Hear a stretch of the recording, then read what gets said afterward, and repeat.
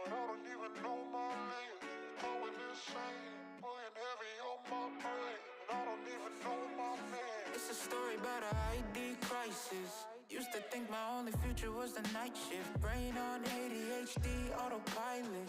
And through it all somehow I kept smiling. I can never find the right words to say. Only a handful of family ever sees my face. But I'm only human, don't we all make mistakes? I'm drowning in my head again, and my thoughts don't want me to win. They show compassion made of plastic, and I don't wanna be another tragedy, but I'd rather be dead than a skeleton dreaming about the things that he couldn't be.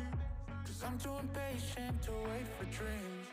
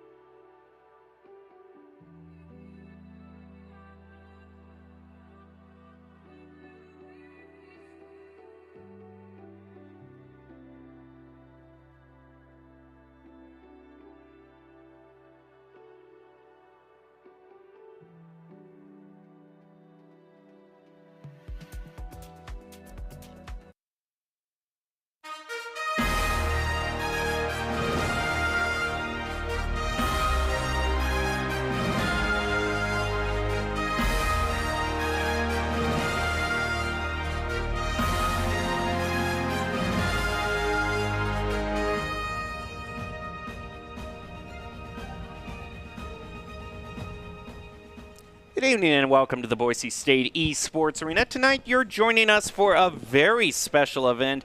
We're doing an in-house Rocket League tournament with veteran and new talent looking to make their names known and maybe potentially for the new players, get a little bit of scouting done in if they ever want to try to join the program. But they have a tough road ahead of them going up against some of the best players Boise State has to offer.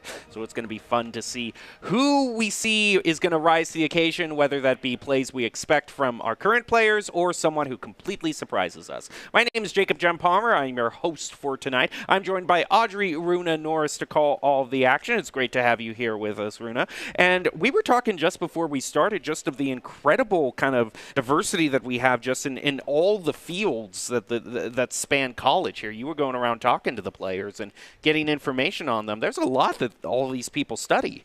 Yeah, not only that, but there's like a ton from all different years. It's not just freshmen. We've got a lot of sophomores and even like people that might be about to graduate, which is kind of cool to see. Just such a array of different age groups and people that might be a little bit better, a little bit worse, just depending on where they come from. Well, we are going to get into the event tonight and show you how it works because it's kind of a special set of rules that we have going on tonight. Each of these players right now have been competing in what we've been calling the SAT, if you will, to kind of drill them on the fundamentals, see how good their mechanical skills are. So they've been tasked with giving a bunch of different tasks to do and seeing how quickly that they can compete them. I actually do believe that we have our own Doc Haskell on the field to kind of tell us about what's been going on and everything that's transpiring tonight. Thank you, Jacob and Audrey. I'm down here on the floor right now. We're getting ready for the big draft. We've got the opportunity now to see some of these scores up here on the board with our T1. And these scores are pretty fabulous. Hi, it's me here. These times are pretty fabulous. So the fastest Boise State finishing time was, in fact, Gill.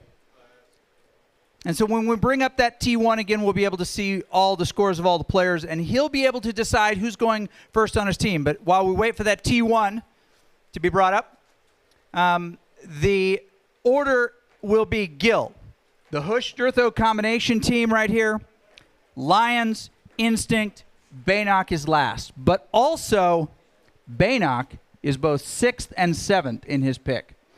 I'm regretting the decision now to use blue ink on this whiteboard in a blue lit room. Do you want me to toss you a red pen right now? I've got a black one. We're going to make this work somehow, some way.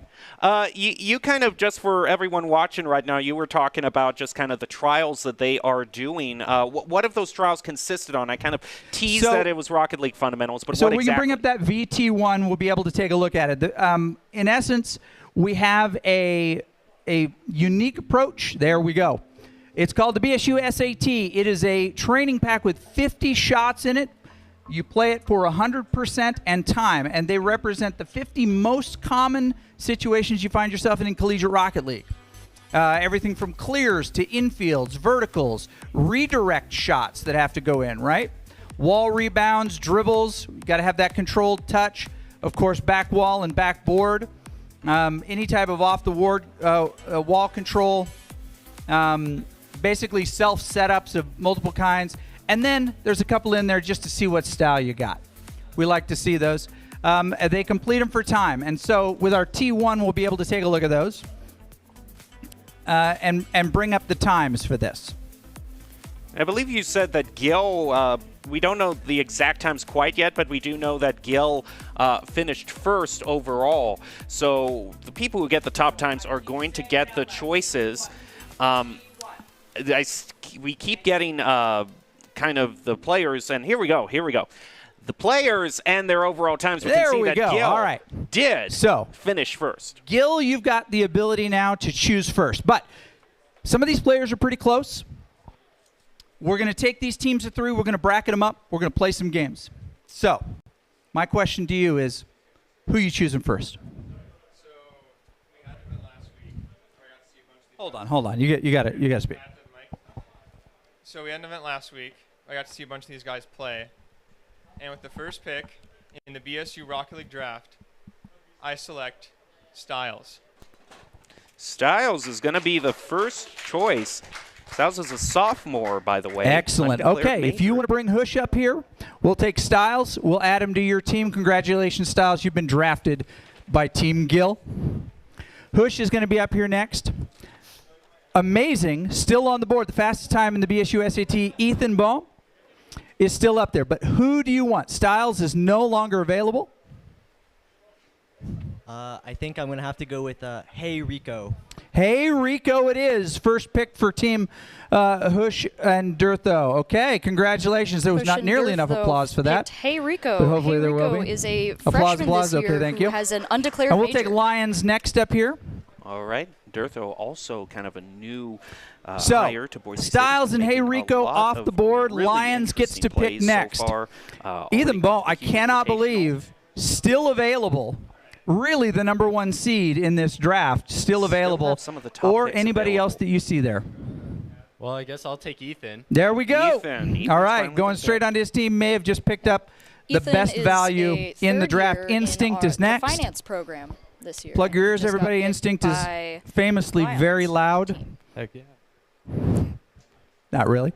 So, Styles, Hey Rico, and Ethan off the board. Zigpig, the highest remaining. Cheese. Rizky. Killshot. And Popo, who did not get a time, might be a sleeper in the draft here. Your choice. I think I'm going to go with Cheese.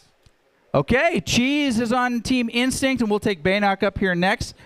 There needs to be more applause. Let's get to the applause coming through the system, too. So really all of Okay, the there we go. varsity players are the ones that are All right. really competing There we right go. now. All right, Baynock. Now you get 2 picks in a row. You get to determine your non-varsity entire players, the team. Now, fastest in the time Popo trials. did not And was it's not able to interesting make 'cause the they're run, not but going might be the directly sleeper with in the this draft. fastest times People don't always. have Sometimes they're intel on picking him. out people based on what they've seen And previously Popo it as is. well.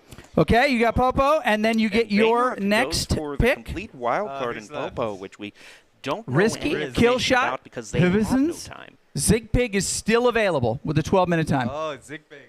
Okay. Zigpig, a pretty Let's high go. placer in Okay, terms of times. Zigpig, congratulations. Baynock is Compared set. to the 2 before him, Make sure you he's add those within folks as 20 friends. seconds of Okay, both we'll of take them. And with Instinct Hey back Rico, up here. It's just a 5 seconds difference, which is kind of incredible how close these times are, even within so many different people. So we've got You kill really don't shot. see anything We've got above Risky. 20. We've got H. All Still available have to you. HBNS available. I'll take HBNS. HBNS, okay. Make connections. He's on the island there with you. HBNS and we'll take Lions is next. going to be the next choice. Yeah. Looks like he's on the same team as Cheese, so he's going to be on Team Instinct. HB and an S is actually Okay. a 3rd year as well. Still He's in the available. business Risky and major. kill shot.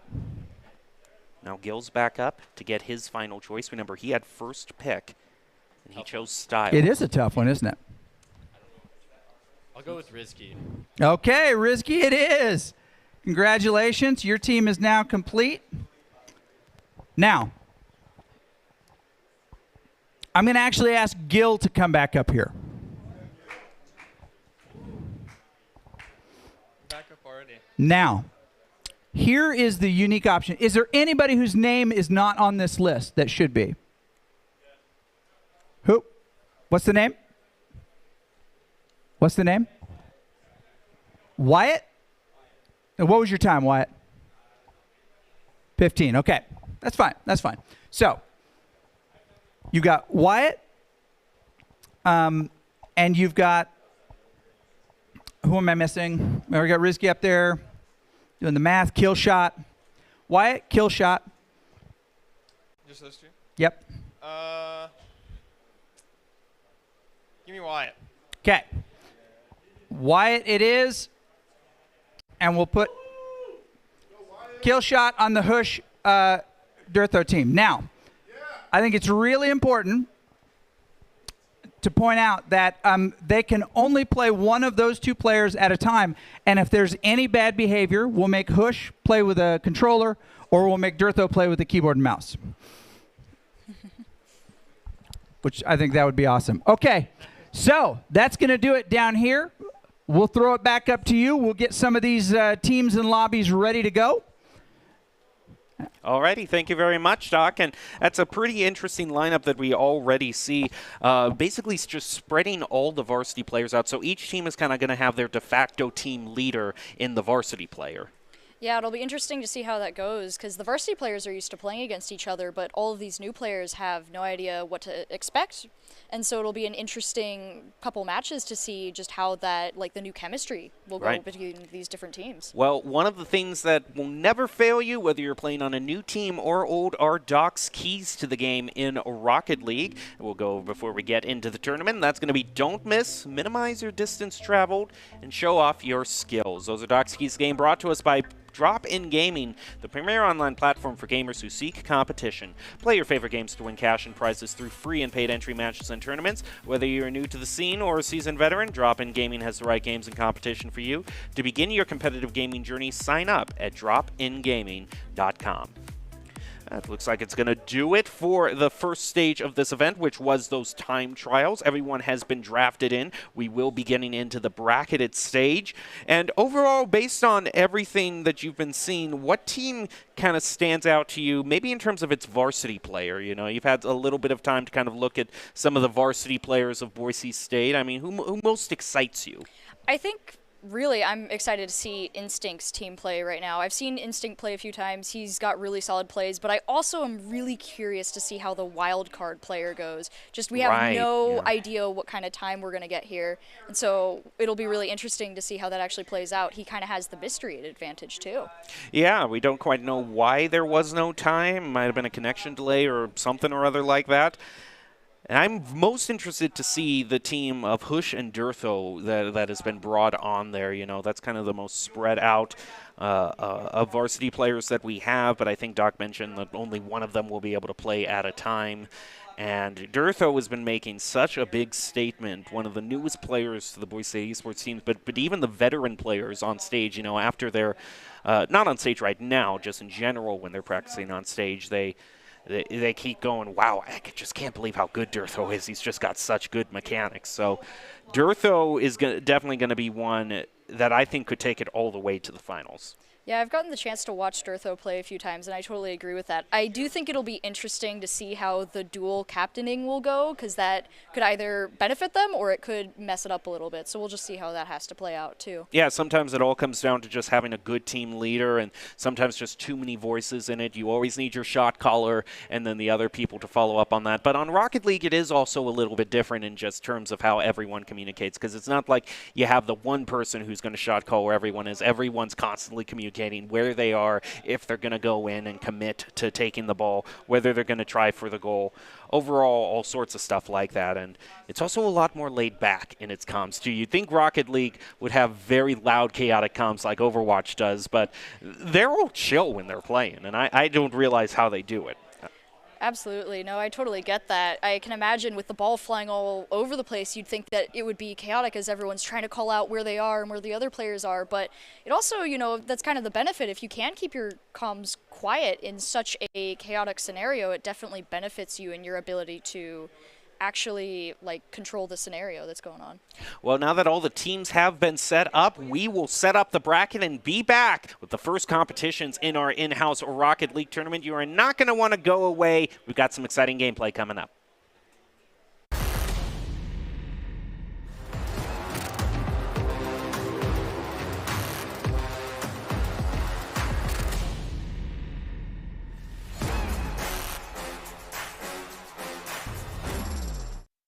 Protecting your customer journey from fraud is critical. According to industry analysts, Count's AI-driven platform is the leading solution. From account login to digital payments, Count is recognized for both its customer impact and technology excellence. Learn more at count.com.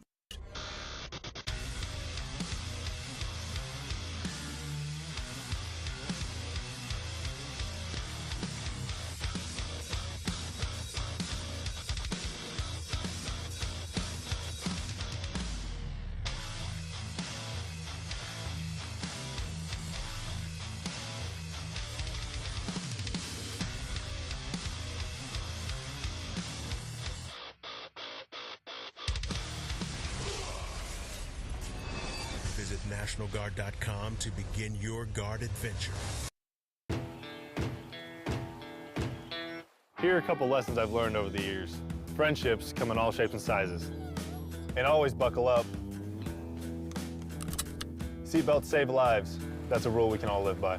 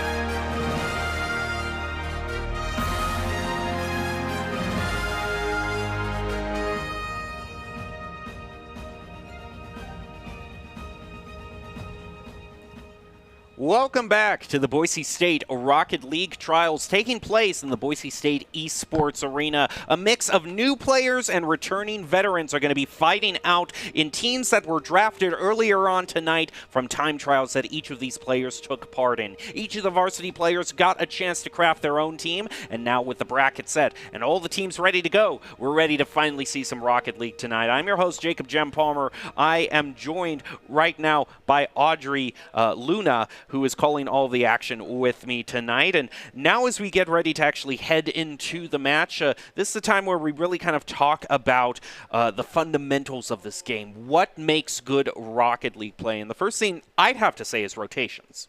Absolutely. You got to be able to rotate around that map, especially with everything flying around. I think especially what's going to be really important tonight, though, is just general, team, trying to figure out, team play is going to be a little bit harder because they're new teams that haven't played with each other before, so they're really going to be wanting to do a good job with their call-outs so that way their setups can be effective for whether they're defending or they have to go and try and take a shot at the goal.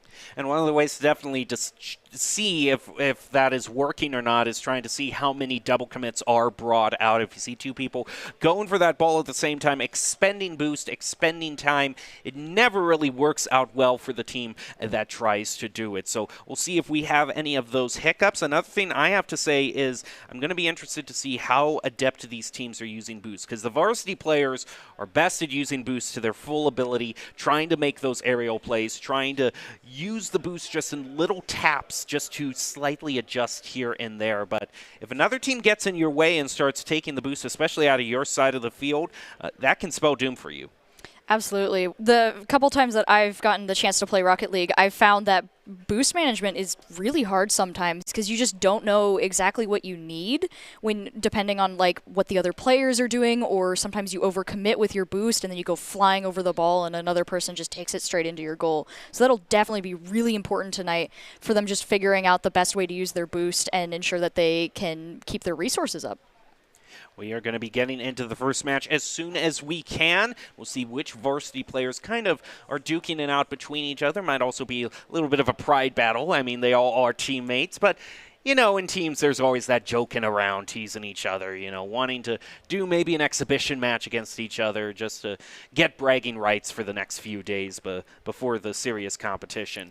One other thing I have to say that I'm going to be looking for also is just the general side control, something you want to keep your eyes on. Just the raw math, the raw arithmetic of how long are you keeping it in the other team's side of the field, how many opportunities are you advancing to open your own goal.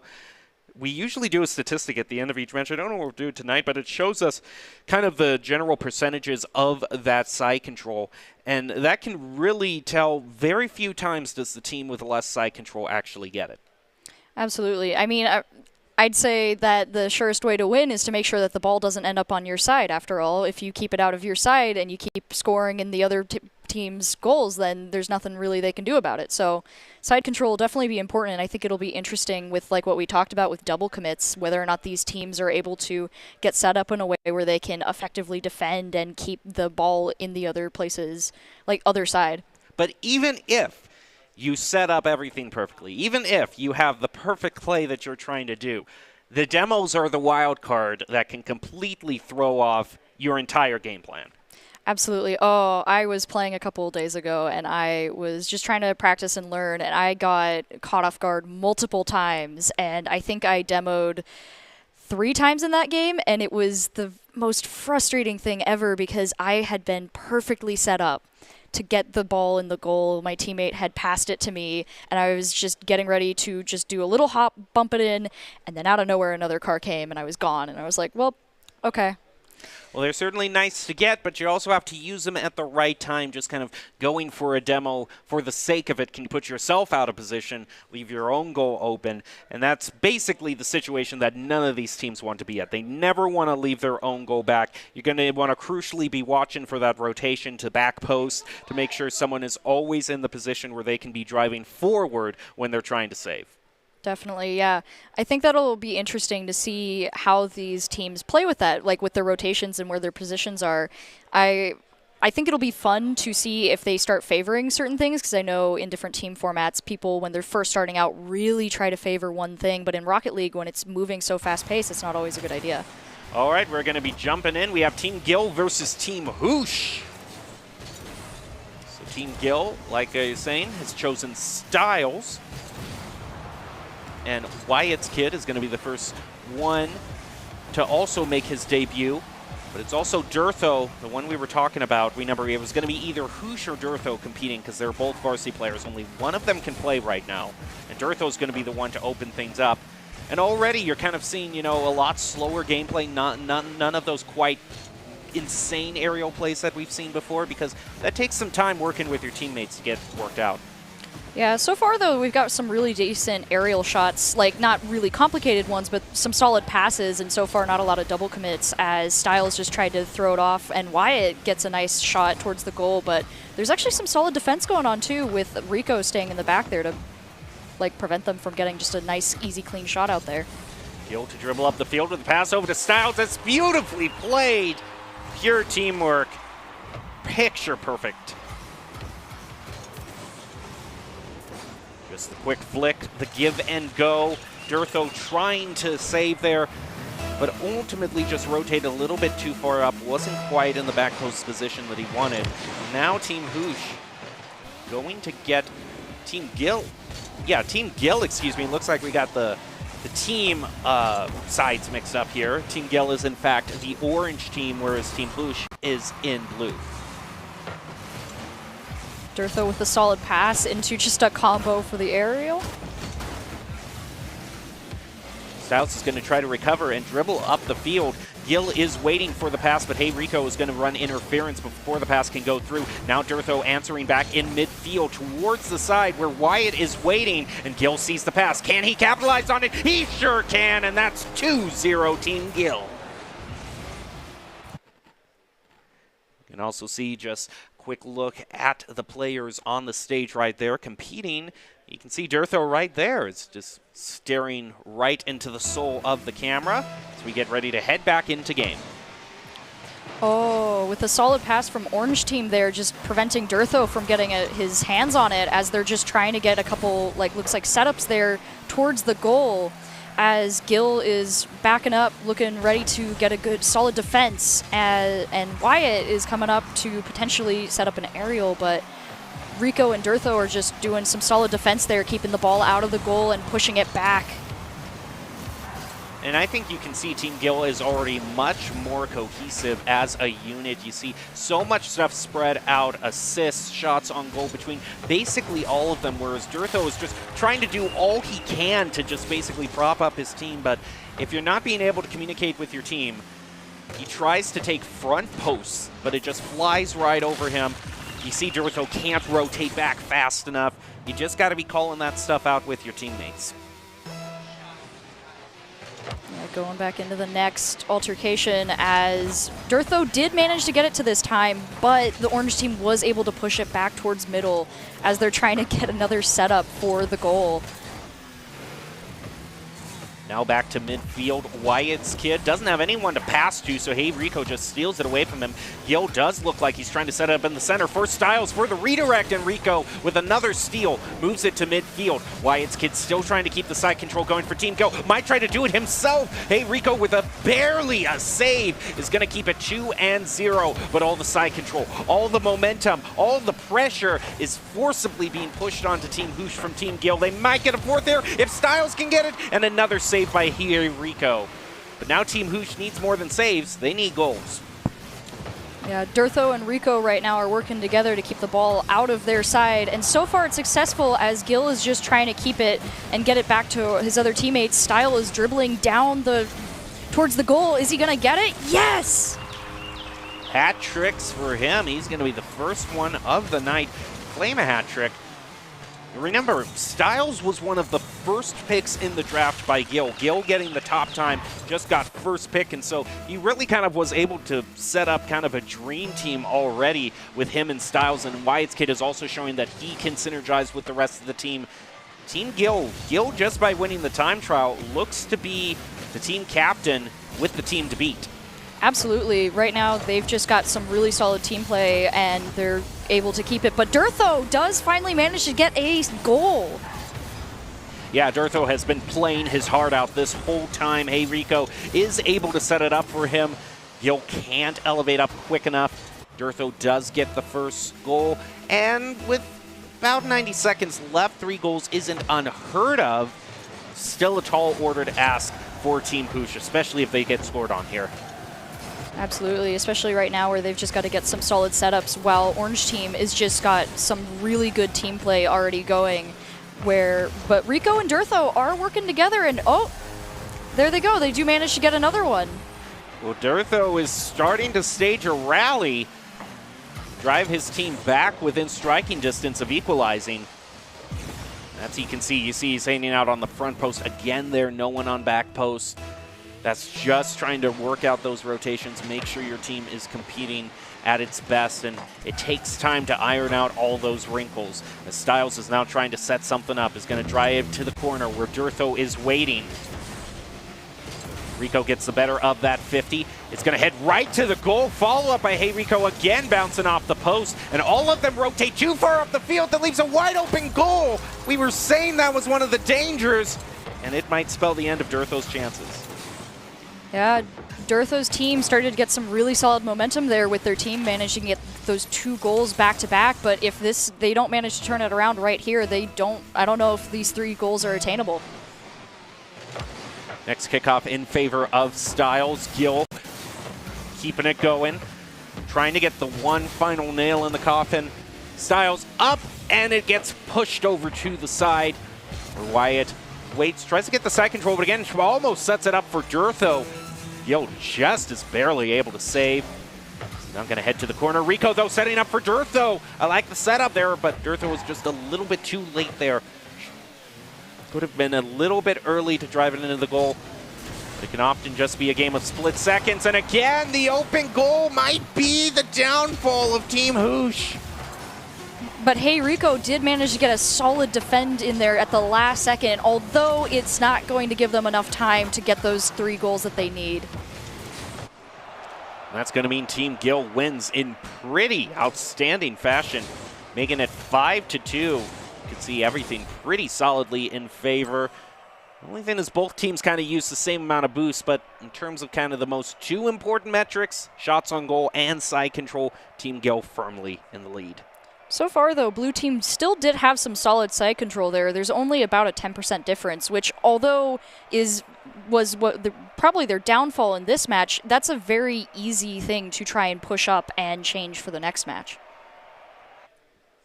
All right, as we wait for the next match, like you saw on the scoreboard, this is going to be a best of 5, which is just kind of the standard that we have set in for Rocket League.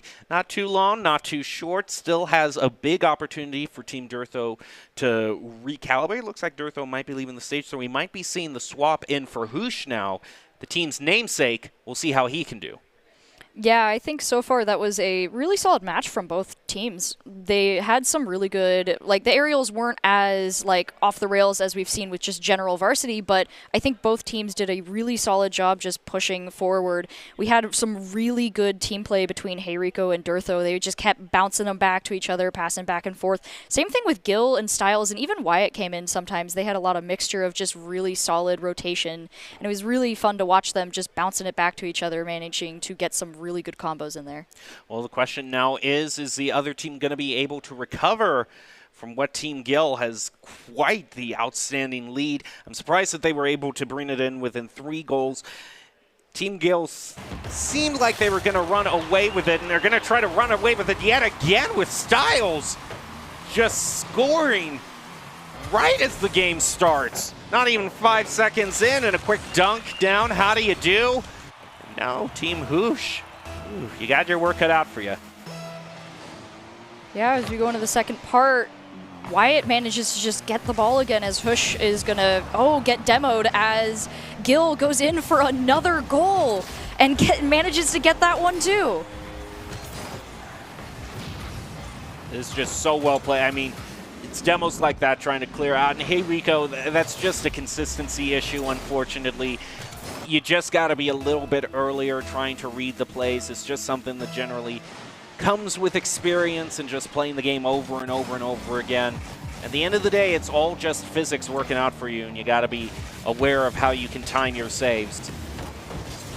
Hey, Rico comes in with a solid pass, and then Gil back on the ball as always, as Styles is setting up what looks like with trying to hope that Gil gives him an opening. Just chasing the ball as Hey Rico goes in for another solid defense. His timing was good that time, and he got managing to turn around and maybe go help Hoosh out as Wyatt just trying to get another thing on goal. Gil, though, is not giving up. He just keeps trying to get back on that ball and set it up for his teammate as a demo occurs between Kill Squad and Gil, maybe giving Blue Team the chance to just push forward back into the other side, but Gil manages to bounce it back. Yeah, that's ultimately the problem with that pass that we saw. Just kind of passed it directly over his teammate, and after that, the ball just really had no purpose being that far up the field. The other team was very easily, Team Gil very easily cleared it back. And now they're going to try to go for yet another goal. Ball has a lot of altitude. Here we go, gets a little bit better of that one, trying to send it. But Team Gil is matching them shot for shot here and not really allowing anything across the midfield marker. Gil trying to get a goal, having to go up against Hoosh and Hey Rico, and that's a big thing that I don't necessarily like to see, is both of them, they're both very close together, clumped up. I understand there's a little bit of that when you're trying to defend, but at the same time, it's just a little bit too, I'd like to see a little bit more spreading out in the field, because if you're starting to play too much bunch ball, that can really allow the other team to just play over all of you at once. Yeah, Gil trying to go in for another shot, but misses as Styles goes in instead and manages to get another goal for Team Gil. I mean, look, with Hey Rico just chasing Hoosh here, there's no one left to save that. So it's always nice to try to not always commit into one play, but make sure you're available for the backups and follow-ups, because if the other team is organized enough, they will definitely shoot on your goal a lot more times than just once. Yeah, Hey Rico tries to go in for the goal there, but his timing was a little off as Gil manages to recover, and Hoosh immediately bounces it away from him with a little scuffle going on as Hoosh is trying to get it into the goal, but Gil is just not having it, trying to push it back onto Blue Team's side. Styles comes in as Hey Rico pushes forward, and Styles is trying to set it up for Gil, who does manage to get it across the field, waiting for someone to come up and help him, as Hoosh, Kill Squad, and Hey Rico do bunch up again, hopefully managing to keep the ball away, but Gil is just passing it back and forth between Styles and Wyatt. And it also doesn't seem like there's a lot of reading between Team Hoosh going on right now. I'm seeing what a lot of looks like, you know, them just, they were just trying to chase after the ball and seeing where it was going rather than being where the ball was being aimed and just being able to steal it away. So we don't want to see too much chasing. We want to see a bit more predicting. Field's going to get cleared out. Just allow Gil to do his thing, dribble it right toward the goal. A little bit too narrow, and the shot just bouncing off the post, allowing it to be cleared back by Team Hoosh, who hasn't allowed another goal and might open things up here with this demo. Trying to set it up. The follow-up is just going to be narrow. They try to set it up again. Hoosh, the ball is too high. He's going to stop. Try to get it back toward the goal, and Styles clears it out at the last moment. Yeah, Hoosh was trying his best there, but just unfortunately none of his team was in the right setup area to be able to get the ball in the goal for him, as Styles and Wyatt and Gil were just able to wait patiently and bounce it out every time he tried to go for it. Unfortunately for them, Gil has it now, and he's trying to push it back as Styles sets up for another combo with Hey Rico and Hoosh trying to get back there, hopefully to try and get it out. And they do manage to push it forward with only Gil on the goal, but unfortunately he's been really good at defending it lately, so we'll see if they manage to get it back. Okay, you saw an icon you do not see that often. Saw the hazmat mask being brought out there because Kill Squad is just being so toxic right now in terms of demolitions. Look at that row of bombs. He just basically hasn't been doing anything else. He's just been looking around the field saying, oh, where are you? You're playing? That's a problem. I'm going to take you out right now. Try to clear off the field for the rest of my team. But demos, as flashy as they are, sure aren't goals. Team Hoosh looks like they are probably going to lose this one with no goals to their name, but 3 goals for Team Gil. Yeah, Kill Squad is coming around again, perhaps going for another demo as Styles and Hoosh are just volleying it back and forth, trying to get it one last goal in as Gil is going for that ball, and that looks like the end of that one for them. If the ball touches the ground, of course. And it certainly does. That's going to end it for round 2 of this best of 5. Team Gil looking like they aren't faltering at all. In fact, Team Hoosh not even able to get 1 goal. At least they got 2 in the last round. So Team Gil seems to be continually ironing out all of the issues they might have with each other and working cohesively together. And it's paying off for them. They just need 1 more to close out this match. Yeah, the Team Gil this time definitely had some better side control. As we saw, there is now a 20% difference between them. And I think overall, just the passes, like you said, they're just starting to work out the kinks as the passes just became more accurate and better overall. But Blue Team did have some really solid plays at the beginning. They just started to bunch up near the end where they were able to just be picked off by Gil and Styles as they were just comboing right above them. Yeah, you have to wonder what the comms were like for that team during that last round, because it certainly didn't seem like there was a lot of calling out between locations.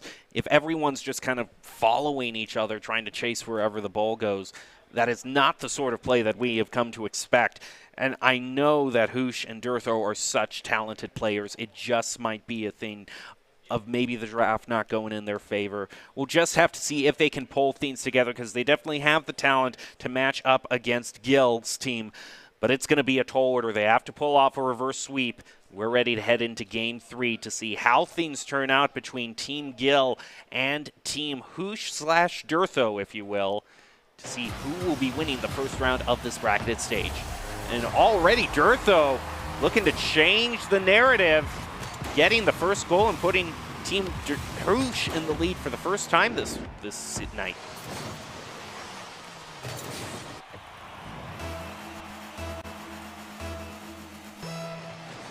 Ready to head into the next kickoff. Wyatt Kick gets the better. Eruto's waiting in the corner to make his counterattack. Is going to pass it to Durtho. Looks like much better passing for Team Hoosh, at least for the start. Gil is going to get demoed also, so forcing Team Gil to slow play a little, and then Styles gets demoed as well. Gil is back now, making passes again to Styles as the Durtho comes in, trying to bounce the ball back into the other side, waiting for a teammate to potentially come in and help him. Styles back in the air, once again pushing it back as Durtho responds. We've got a lot more back and forth going on this match so far, with a little bit more, looks like, coordination too. Gil gonna try to dribble it around. Durtho sneaks it by 2! Expertly played, not even needing any elevation.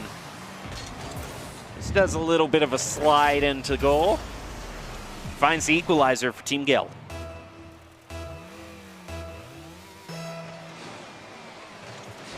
This time, Hey Rico does manage to get the ball past him as Durtho is able to get into the air with it as Styles bounces it away towards Gil, who's going to knock it back into Blue's zone, potentially, hopefully, with a waiting defender if the rotations are set up again. And Styles went in for the aerial, but unfortunately was bounced off by another teammate, or another player. Wyatt's Kid trying to eke it into the goal. Durtho now on the counterattack to dribble, showing that great aerial skill. And it's going to be the only other varsity player, Gil, to stop him. Get a demo onto Hey Rico, cleared out for himself. Now he's going to try the dribble, not midair, and it gets pushed off to the far corner.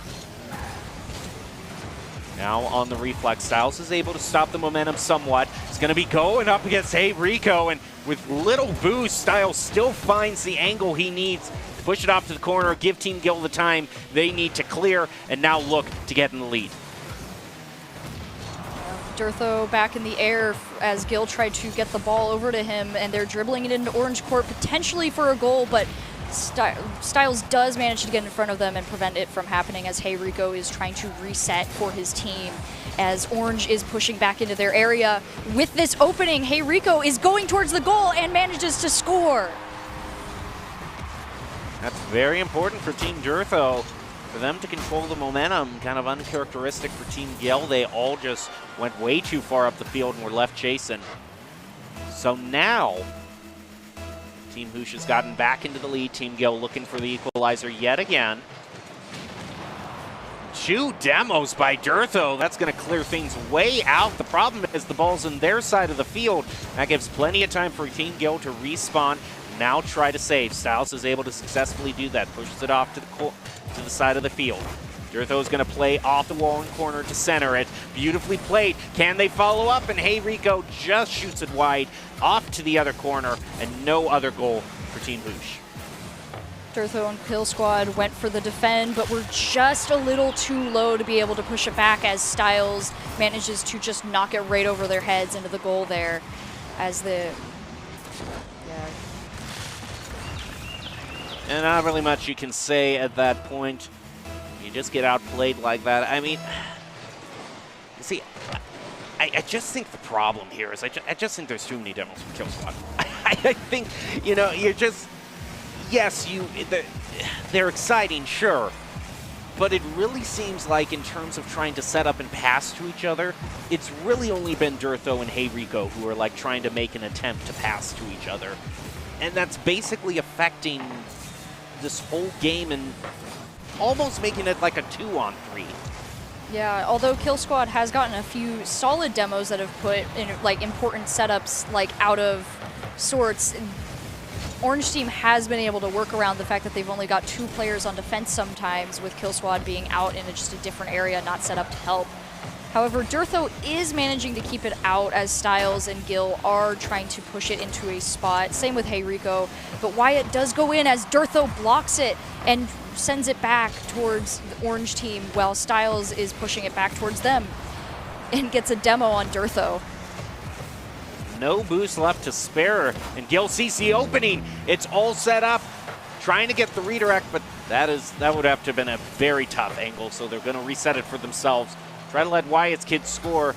He is unable to do so, gets credited with his 3rd shot on goal. Now with less than a minute, still tied 2 apiece. Much closer than the other games. Gil and Wyatt setting up for another goal as a blue team manages to push it away and give it to Hey Rico, who is trying to get it past Styles right now, hopefully able to set it up for Durtho, who comes in but just barely outside of the goal, giving it back to Gil, who has to get past Kill Squad and set it up for his team, getting ready to reset as Styles tries to shoot it near the goal, but it goes just straight towards Durtho. And Gil, again, with another setup with Durtho just responding in kind, sending it back.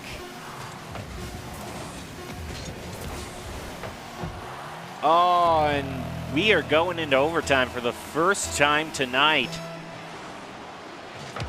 Team Gil has gotten kickoffs right, goes right off the kickoff. They tried to do that yet again. Hey Rico just barely going to be able to save. It gets Team Gil a bit of side control later on, but now Hey Rico to clear it back. Answered by Styles. Now Wyatt's kid moving up the field with the pass over to Gil. It's just a little bit too far to the corner though, so Gil has to adjust, and Hey Rico steals it away from him. Yeah, Styles trying to get it away from Durtho and Hey Rico, but he's just not able to as they keep bouncing it back towards him, just trying in a last-ditch effort to get it into the other goal and win this round. But unfortunately, Durtho is demoed, and now they've got Styles setting up again for potentially Gil or another player to come in and take it away from them. Wyatt's kid to go up against Hey Rico, almost is able to play around Gil. Styles with a clutch save. Now we head back toward the goal. Can Durtho just dunk it in? It bounces off the backboard though. Team Gil has got to be thanking their lucky stars for that opening. They still have a chance to close this out and win it for themselves, and Gil, with some good dribbling, pushes it all the way back to Team Hoosh's goal, to Team Hoosh's side. And now can they defend? Going up with the 50 against Durtho, played around. Durtho almost getting it again! Durtho has been cheated 2 times in a row. Once again, Durtho is going back towards the other side with Hey Rico backing him up, helping him get it past. But unfortunately, Gil was waiting there ready to push it back to blue side as they keep passing it back and forth in a volley. just trying to find that opening where they can score it in. And Durtho is getting set up, just waiting for Styles. They got it! That does it. Team Hoosh rotates too far up the field, leaves their own goal wide open. Kill Squad can't rotate back. In fact, Gil himself running interference, just kind of driving in front of him, making sure he can't defend. Rather intense for a 3-0 in terms of overtime for that deciding game, but Team Gil is going to be moving on this bracket. So overall, we can see more of the players playing right now. Just a hello, howdy to everyone who is up on the arena, the stage. A lot of the new players, we wanted to get them up on stage so that they could kind of experience the excitement of anything. So as we prepare to move into the next match, what are your main takeaways from Game 1? I think overall, I was kind of surprised by how quickly the team play evolved in just like the first and second game there. When we were watching Team Gil, they just immediately started clicking and were able to get solid combos in between all three members. And Team Blue, to the same extent, was also able to do that. They just had a couple mishaps where they just either left their goal too open or sometimes bunched up a little bit too much, which allowed Team Gil to just bump it right over them or dribble to the side, as we saw that one time. Well, as we're in to get the next matchup, I think we'll take a short break and be back with more of this Rocket League tournament. Actually, no, we're just going right into another game. I have been informed. No rest for the weary. And these next two teams, we actually look... Okay, you know what? Production is just trying to make my day as worse as it can be. We are, in fact, going to break after all. So, be back unless we decide to stop in the middle of the commercials, in which case I don't blame you for being confused. But we will supposedly take a break right now and be back with more Rocket League action.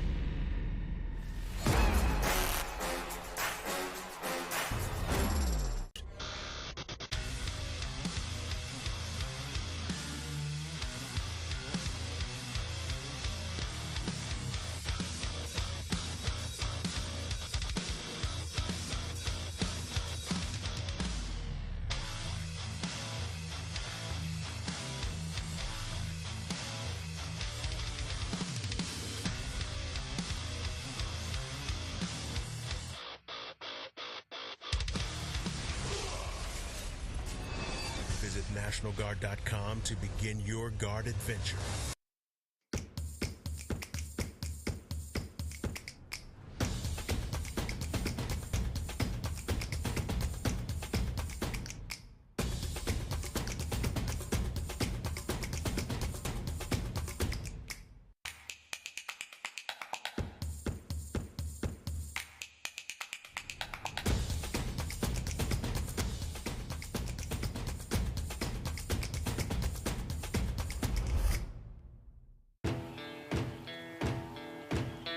Here are a couple lessons I've learned over the years. Friendships come in all shapes and sizes. And always buckle up. Seatbelts save lives. That's a rule we can all live by. Protecting your customer journey from fraud is critical. According to industry analysts, Count's AI-driven platform is the leading solution. From account login to digital payments, Count is recognized for both its customer impact and technology excellence. Learn more at count.com.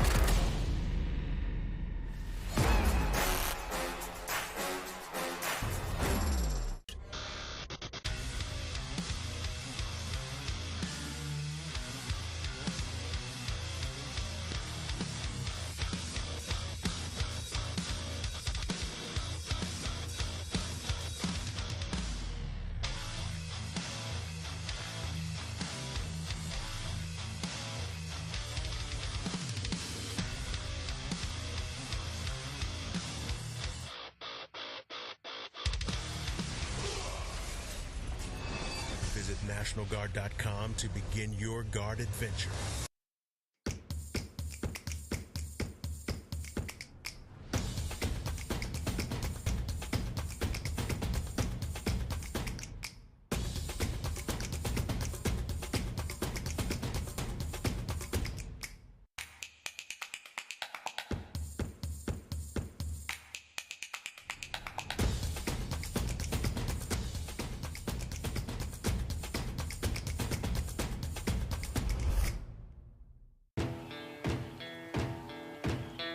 Here are a couple lessons I've learned over the years. Friendships come in all shapes and sizes. And always buckle up. Seatbelts save lives. That's a rule we can all live by. Protecting your customer journey from fraud is critical. According to industry analysts, Count's AI-driven platform is the leading solution. From account login to digital payments, Count is recognized for both its customer impact and technology excellence. Learn more at count.com.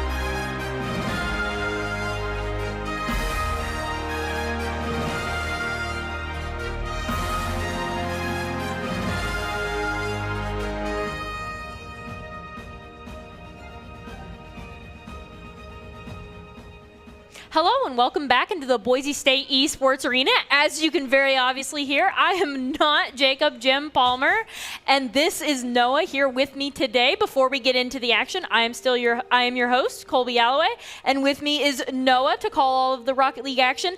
Right now, we are going to go right into Instinct versus Baynock in our continuing Rocket League tournament for Boise State tonight. So, what sorts of plays are you hoping for from these two teams?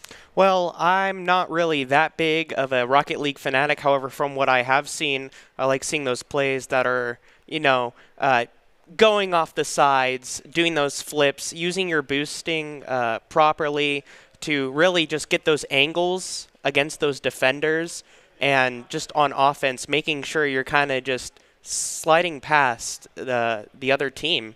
So we're really hyped from side control here.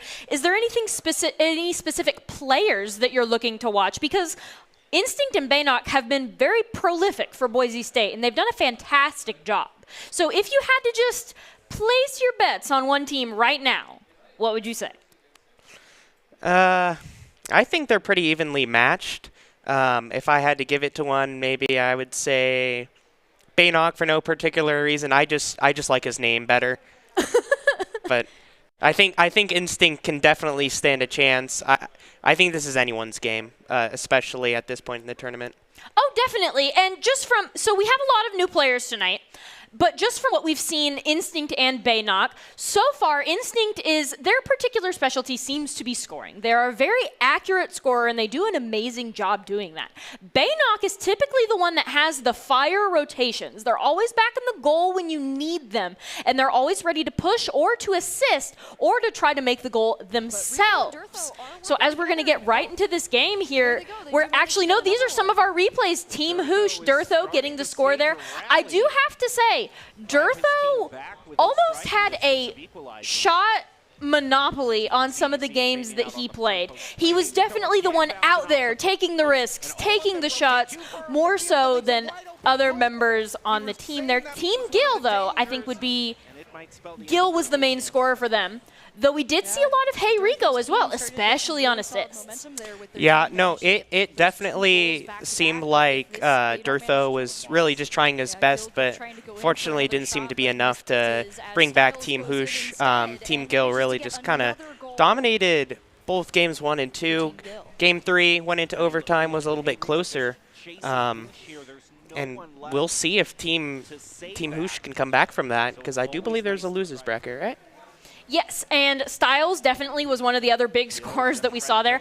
I think Styles is the one that we have the most replays of in those scores there in production. And then you can see this setup. This was a phenomenal dribble by Gil. I'm so happy that we get to see this because that was just amazing. The level of control you have to have over your car to dribble it for that long and past 3 members of the enemy team is just not something that you see in every game of Rocket League.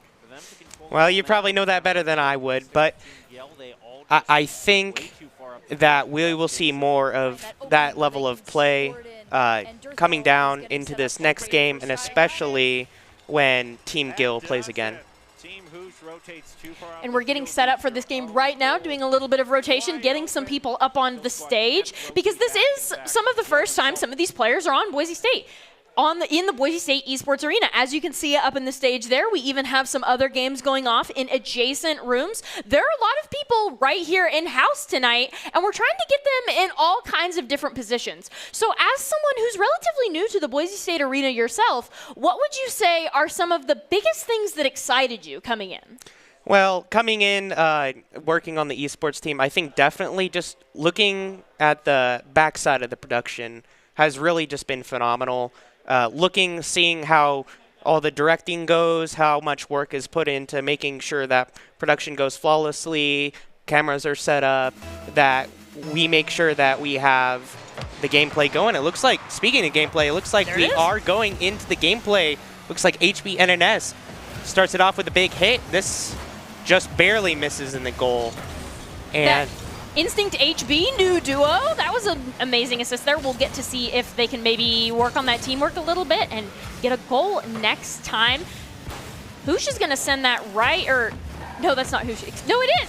Excuse me. They're going to send that right over into the orange. Instinct now has possession over the ball, but Team Hoosh is out here, but Team Instinct is out here kind of like cornering the orange goal. Yeah. And it looks like Instinct is just trying to get something towards the goal, but it looks like it just gets knocked away from him. So he's just really trying to find an angle. Seems to be missing, but actually manages to get the corner angle, gets the score there. Let's see a replay of that. And we were talking about it from the very beginning. The main thing that we see Instinct do a lot of is these amazing scores. That one was a particularly aerial one, and he has a tall order trying to top that amazing dribble that Gil did earlier in the evening. But I do suspect that that will not be the last time we see Instinct score this game. Yeah, and it looks like Team Instinct is just trying to get it onto the blue side, but this is another open goal, and Instinct just airballs it. There's absolutely nobody to defend. I think sort of a defensive blunder there on the side of just everyone on the side of Team Hoosh. I definitely do have to say, was not expecting the Instinct goal to come that soon, immediately after. Yeah. But amazing job there. Yeah, and it looks like Team Hoosh is trying to push it on the side of Team Instinct, but again, it just looks like Team Instinct is just getting cornered over here. Hoosh is kind of... Excuse me. Hoosh, you have to excuse me. I don't really play Rocket League, so I am getting a little confused here. But it looks like Hoosh tries to make a shot, gets blocked off by Team Instinct, and it has been on Team Instinct's side of the map for quite a while here. We'll see if Hey Rico can try and make a goal here, but it looks like Instinct just keeps on pushing it further. Momentum might get pushed against Team Hoosh. There's a little bit of a breakaway there. Instinct, now we are back in the orange. It looks like Hey Rico's trying to pass it around to Hoosh. We are seeing a little bit of circling of the goal, but the communication's not there. And Cheese is able to get the clear, and up, just barely gonna miss that goal there. Still over here in the blue, we're looking to, Instinct is looking to make this goal. Yeah, and it looks like Instinct and his team is just playing with this food. HBNNS manages to get the score while Instinct distracts. I think that was beautiful coordination right there. Gets the detonation. Beautiful shot. Instinct HB is the new duo. I mean, we said it here tonight. Here it is. We're witnessing the birth of this. So right now, Team Hoosh, you're really uncomfortable. You have 2 minutes and 43 seconds on the clock, which is a reasonable amount of time to score 3 goals. Yeah. But it is really uncomfortable because 3 goals, you're going to have to be getting about 1 goal every 30 seconds, which is a really hard thing for these teams to do. And they don't really have a standout scorer like Instinct brings to Team Instinct, of course. So they're going to have to rely on communication and rotations, which is really hard to do with a team formed tonight. Yeah, and it looked like Team Hoosh almost had a shot there on Instinct's goal. Just manages to not get it. So it looks like we have just sort of barely missing these shots here that maybe could help close in the gap, or shut the gap between Team Hoosh and Team Instinct right here. But at the pace it's going, it doesn't look like Team Hoosh will be able to make this gap get any closer. It looks like it might just get wider. Seems like Instinct and HB just playing a phenomenal game right now. But Team Hoosh was not able to rotate back into their goal zone in time to get the defenders there. They were so focused on the offensive that they were just able to roll that right on in there. Yeah. And that will be the first goal that they need to start trying to catch up here. Team Instinct got a little overzealous, punished for it. Yeah, again, it seems like most of these goals are just too many cars on the wrong side of the map, and then the goal's left wide open. Oh, barely not shut in the goal there. It looks like Instinct is providing a little bit of defense right now while Cheese is trying to get an open goal. Looks like he will miss that shot. Instinct is here, is just juggling in the air, dribbling that ball, and it looks like it is now on Hoosh's side of the map. This is a little scary if you're Team Hoosh. You got 1 minute left. You need to score something. And especially with that 1 minute, we are not on track of the goal scored every 30 seconds, right? Now with a minute remaining and 4 goals to make up to win, I do think now might be the time to start kind of resetting and going next. Because in a best of 5, the first round can functionally be your warm-up round.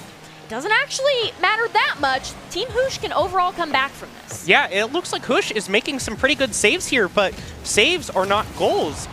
And it looks like we do have a detonation, but HB just scores. It looks like Cheese sets it up just for HB to score, gets that detonation. Well, I guess the detonation was after the fact, but that was a beautiful opening by HB. And now Team Instinct is up 4 to Team Hoosh's 1. HB is definitely showing that they are a force to be reckoned with and not to be outshined by Instinct here. Actually currently has double the goals that Instinct, or double the shots, excuse me, that Instinct has right at this moment. Definitely out there taking risks, taking shots. Oh, it looks like Instinct heard that comment and took it personally. Definitely. Almost got a goal, but barely saved on the side of Team Hoosh. And we got 10 seconds left. Unless Team Hoosh can work miracles, looks like this first round will be over. This first map, whatever you want to call it.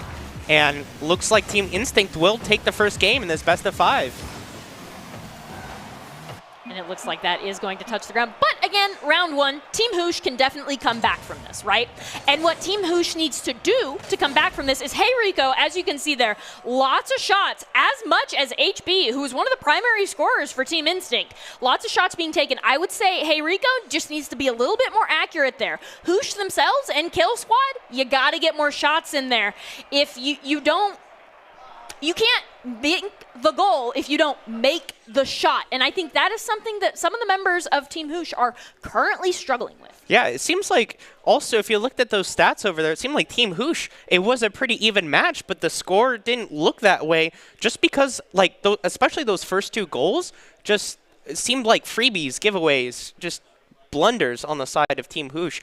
Team Instinct just use that to provide momentum, and then really at that point it's just a defensive game where Team Instinct just needs to make sure that they don't get scored on. Other than that 1 goal where the goal was left open on the side of Team Instinct, Team Hoosh was not able to make a coherent offensive play and close that gap to make it a little bit closer. So we'll see if they learn from their mistakes in Game 2. Any other comments you have from that game? The other big thing that I really want to highlight is HB and Instinct seem to be just kind of a natural duo just from the very beginning, right? And that's really hard to do because we're making these teams again tonight. And that natural duo, I think, has put Team Instinct one round ahead. Yep. And speaking of which, we get into the game. It looks like Durtho is in on the side of Team Hoosh. We'll see if he can be the difference maker, bring it back in the second game, tie it up. And it looks like, again, Instinct is just kind of just dodging everything coming out on the side of Team Hoosh. Isn't able to make a shot, will get away from the ball. Durtho with a nice shot gets blocked. And it looks like this ball will go back on the side of Team Hoosh. This is a little scary for them again. I do think that Durtho is exactly what Team Hoosh needed right now, somebody who's willing to take the risks, take the scores. And with Hey Rico still on the team, I think now would be the time, if you're a Team Hoosh fan, this is kind of your comeback here. Cheese, however, is going to Cheese is going to pass it right over to Instinct. That's dangerous for Team Hoosh there. They will not be able to get the goal, and things clear right back into orange territory. Things are kind of bouncing around back and forth in the middle here. No, Durtho's going for that goal. We'll see if he gets it. Oh, he tried so hard. Barely going to miss it off of that backboard, but I don't. Nope, they're done. Instinct gets the clear, passes it on over. Yep, and it looks like Cheese just tries to make a shot here. Oh, doesn't get the angle, just barely misses outside the blue goal. But now Durtho should have control of this ball, or at least partly control. It looks like, I can't tell who the other person is, doesn't have the name tag, but it looks like Cheese manages to just get a far away score. It doesn't, there were people on the side of Team Hoosh that could have prevented that goal, but it looks like it just got away from them at the very end. It was definitely schmoovzy. I do have to say, Cheese pulled some schmoofs on him. A little bit of some kind of movement, getting it around. Though I will also say that goals like that are usually a rotation error. People weren't prepared to go back in time. And again, things like that are going to happen with teams that you've made tonight.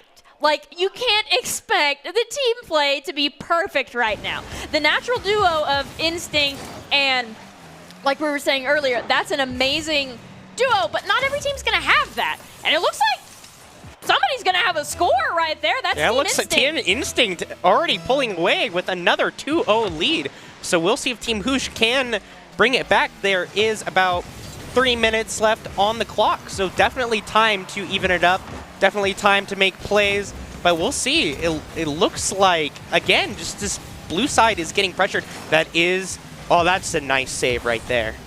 It almost wasn't enough, though. Hey Rico is there, right to take the ball, takes the shot, is going to, their Team Instinct is going to get the clear into the blue there, and now Durtho has possession of the ball. Somebody needs to pass that over to them. We'll see what we can do. The ball is kind of passing back and forth between the two teams right now. Neither one of them can really set up to do anything.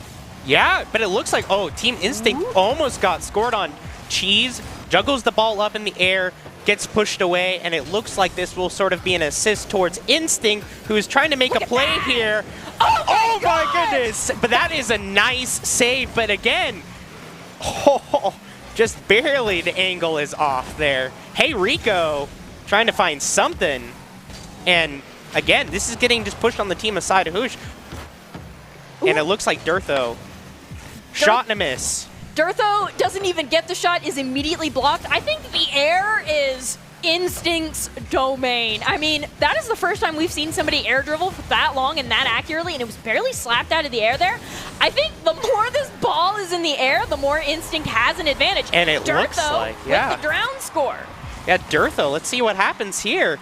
Bounces it off the wall, gets the shot, and just barely nudges it with the tip of that car. And if he didn't, that would have been saved. So there that is, Team Hoosh on the board now, 1-2, and 1 minute and 49 seconds. This is definitely winnable for either team, and Team Hoosh seems to be hitting their stride. Team Hoosh is a late game team. I think right now, Team Instinct, a little uncomfortable, even though they do have a 1-goal lead. Yeah, and it looks like HB is just kind of standing there. Baits out the save there, but just barely too high on that shot. So HB almost makes a phenomenal play. It looks like Kill Squad is trying to get something, and Cheese just gets the open. I don't know what happened there. Cheese stayed there and was looking for the goal, and the rotations for Hoosh Hoosh weren't quite there, and so Cheese was able to re-follow up even though they missed the first shot. Fantastic job. 1 minute and 22 seconds. Team Hoosh is getting more and more uncomfortable with every second that ticks down on this clock, right? The stakes are different now that Team Instinct has scored another one. Yeah, and it kind of seems like Team Instinct over here is kind of playing with their food. Even Cheese, who didn't really have that good of a game in the first game, it seems to be stepping up big time in this second game, and it really looks like this is the Durtho show from the side of Team Hoosh. Oh, just barely misses that goal there. That would have been a nice morale boost. 1 minute remaining, so we'll see if Team... And it looks like Team Instinct just explodes this lead. I don't see any way Team Hoosh makes it in less than a minute for this second game. They really do need to try to do something, though. 54 seconds, it's a really tall ask to score that many goals in this amount of time. But if they're able to score, if they're able to do that, they will, if they can't win this, they'll be in the position of having to pull off a reverse sweep, which is a position that no team wants to be in, because it means there's absolutely no room for error. So Team Hoosh, even as time dwindles, they really can't afford to just give this up. Yeah, speaking of which, looks like Durtho just manages to finesse that ball in. Let's actually see this replay. Yeah. Wow, comes up from the top, just barely nudges that ball down right when it was at the right height. So that is a nice play by Durtho. We said they couldn't just give up. Durtho says, I have it, and goes ahead and gets that goal. They have 15 seconds if they want to tie this up for each goal. Yeah. So a big play needs to be happening right about now for enough time. Tall order, but it looks like Instinct might just... There's the big play. And the save didn't come in time, and Instinct just had basically an open goal there. The save, not there. Just a little too late. I do have to say, though, when you're in the position, I think that was... It was unfortunate that Instinct kind of got that final score, because I do think that is the final nail in the coffin here. But the strategy of going all offensive when you need to get 2 goals with 15 seconds each is totally a valid one. If all you need to do is score, like, you lose whether you're down 1 or down 4. So at some point, you just need to go aggro. And I do think that's what Team Hoosh tried to do, but they were punished for it. No, definitely it is a valid strategy. I mean, they do that same thing in hockey. When, you know, they pull the goalie and they just get everybody on there. But it looks like this round will end? Yep, it looks like Team Instinct up 2-0. So we'll see if Team Hoosh can make that reverse sweep. And it looks like this game, as opposed from last game, was basically everything on the side of Team Instinct. More total shots, more boost used, more map priority, just barely. It was about evenly matched. But it looks like this is Team Instinct kind of getting comfortable with their team. Durtho tried his best, but unfortunately wasn't enough to bring back Team Hoosh 1-1. I think Team Instinct's overall aggression and the constant making of those shots is put Team Hoosh in the position where some of their players couldn't even make any shots on the goal. And that definitely, again, you miss 100% of the shots in this case, don't get to take because the enemy team is so aggro. So I think the key here will be starting as aggressively as you can, third round, because at this point there is no room for error for Team Hoosh. Like, this is it. Now you got to put on your big boy pants, and you really need to win around here if you want to stay in this. And then you need to keep digging deeper after that to win consecutive rounds. The reverse sweep is always a glorious thing to watch, but it's an incredibly hard thing to pull off. And again, bringing back what they need to do to pull off the reverse sweep, be aggressive before Instinct can beat you to it. Yeah, definitely. Team Instinct, as you were mentioning with that aggro, it sort of seemed like Team Instinct just really is getting into their zone. So coming into this third game, Team Hoosh, big tall order, has to get that reverse sweep in order to win this match. I do believe that if they lose this one, that they're actually out for good. Double elimination. I'm not too familiar with the format, but it looks like we are getting into the game. I'm going to call it in this first minute. If whoever scores in this first minute, I think is going to be able to win this round. And I'm going to go ahead and say that. That's my call, committing to it. And then as we go over into orange territory, Team Instinct was definitely threatened. Team Hoosh is having that aggression that we were looking for, really. Hey Rico sending it in. They're there for the assist. Hoosh is back in this game. And they're kind of like bouncing it around back and forth, Team Instinct. But Team Instinct is going to get the clear, and now things head over into the blue. The longer Team Hoosh lets this sit in the blue, the more likely it is Team Instinct will score. So they're not going to leave it in there very long. And it goes right back over, back in orange, back in blue. We're going back and forth. Yeah, and it looks like this is another aggression by Team Instinct. It looks like Team Hoosh will get a little bit of relief here, but it looks like shot barely missed by the side of HB, and Hoosh is just trying to play defense here. Instinct is bringing the ball, is dribbling it, is trying to play mind games, and it looks like HB will follow up with Instinct to get that score.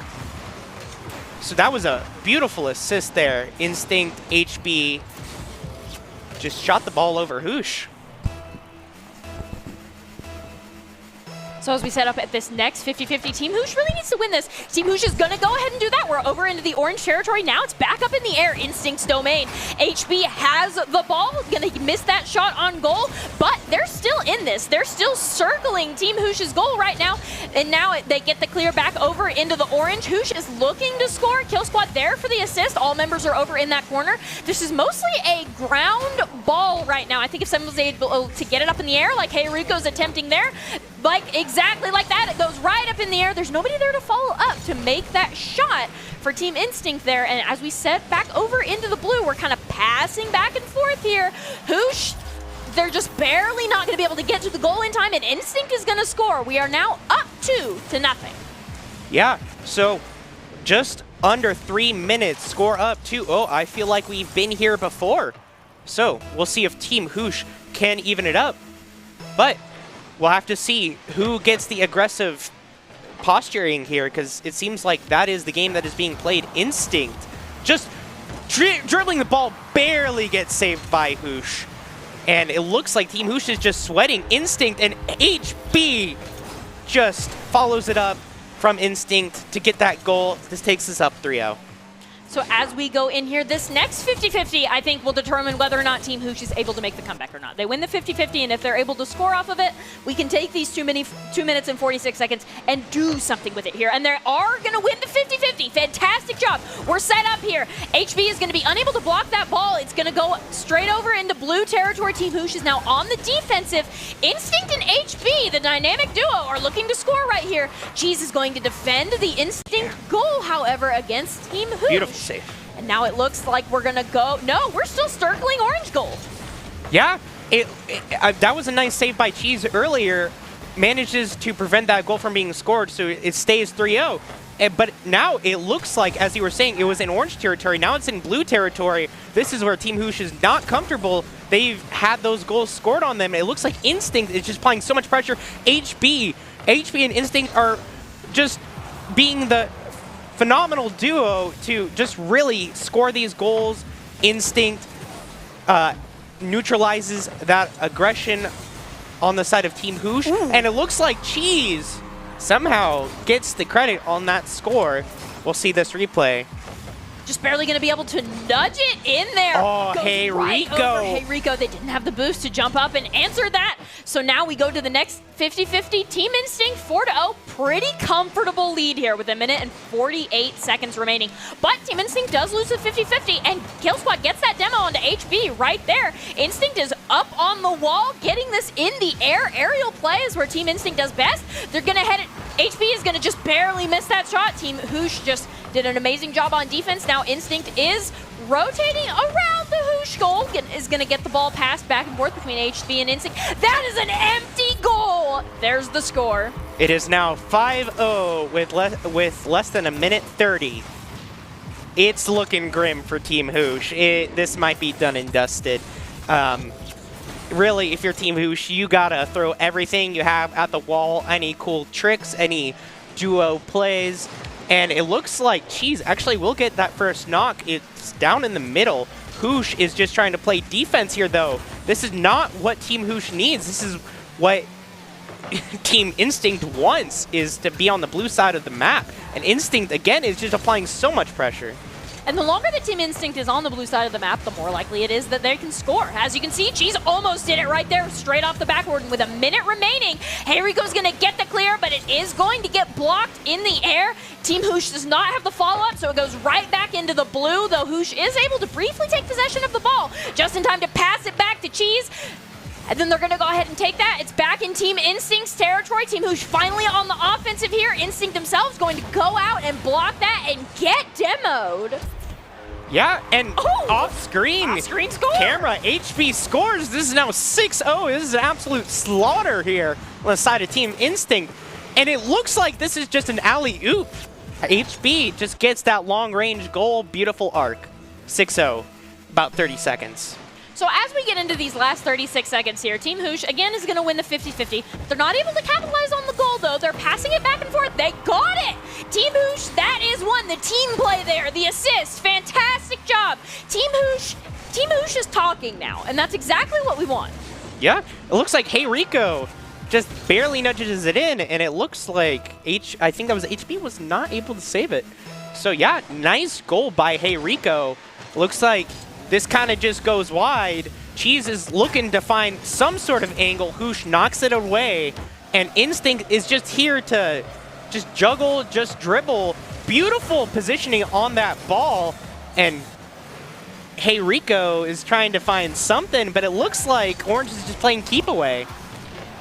Definitely keep away in the air, and they're going to go ahead and try to get a score out of it, too. Just barely not going to be accurate enough. Maybe the communication wasn't there. It's going to go right over into the orange territory. Cheese being the only member left to defend. Who's just trying to keep this in the air, trying to at least get a score. Instinct answers back. This ball is still, and then it's going to go ahead, and that is going to be the end with Instinct pretty dominating victory. Oh, my goodness. If you look at the total shots by Team Instinct, you can see just – if you look at every player on Team Instinct, Cheese, HB, Instinct, they were all equally carrying their weight. This was just absolute domination by Team Instinct. HB is definitely an up-and-coming player that we're looking at. All eyes are now on HB. We got to see what they can do, if they can continue to bring that amazing scoring ability into these next team fights. Yeah, I'm excited to see what the next round entails. So it's Team Instinct versus some other team that, and briefly, we will go into a commercial break.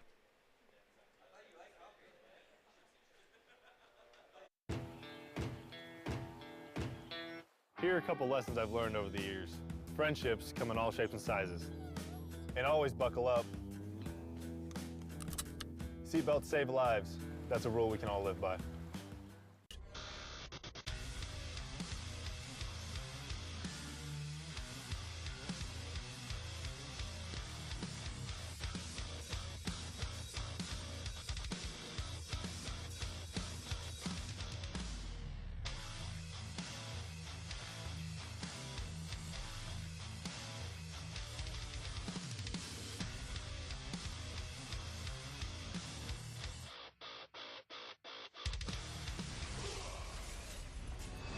Visit NationalGuard.com to begin your guard adventure.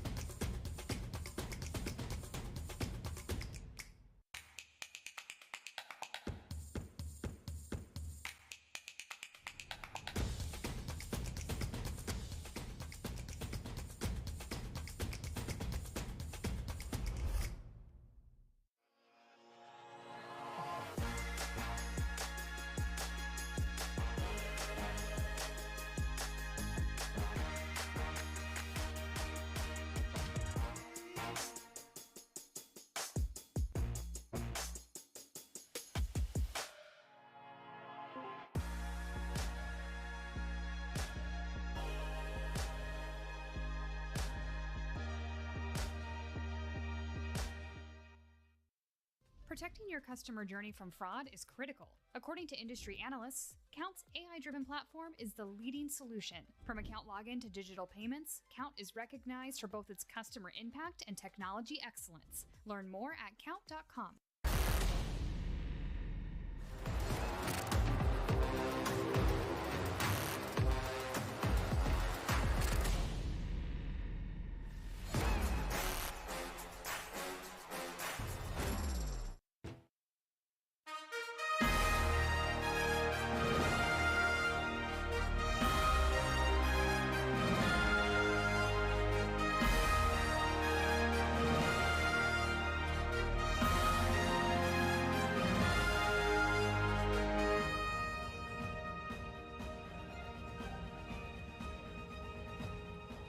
Welcome back to the Boise State Esports Arena. Tonight you are watching our Boise State Rocket League trials. We have had a mix of new and varsity players alike competing tonight to see who can get ultimate Rocket League glory and bragging rights, most importantly. And right now we are going to be heading into the third place match versus Team Baynock and Lions. So two teammates who have been around for a long time. Baynock and Lions have played before.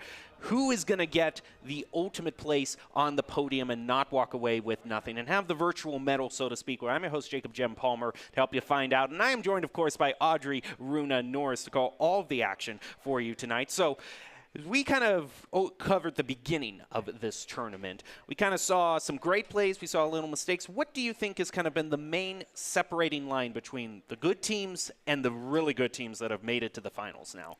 I think that the teams that have been like separated, like the biggest thing I've noticed is just like side control as well as just good team communication, because a lot of the problems that we've been seeing have been just from people like putting all of their effort and like boosts and like all of their players down on one side to try and get the goal, and then getting the other team just bonks the ball out and immediately is able to take it to the other side. And that has been, I think, one of the biggest problems for every team is just not watching how you're keeping your sides and rotations up, because the other team has just been able to always take it and just run with it.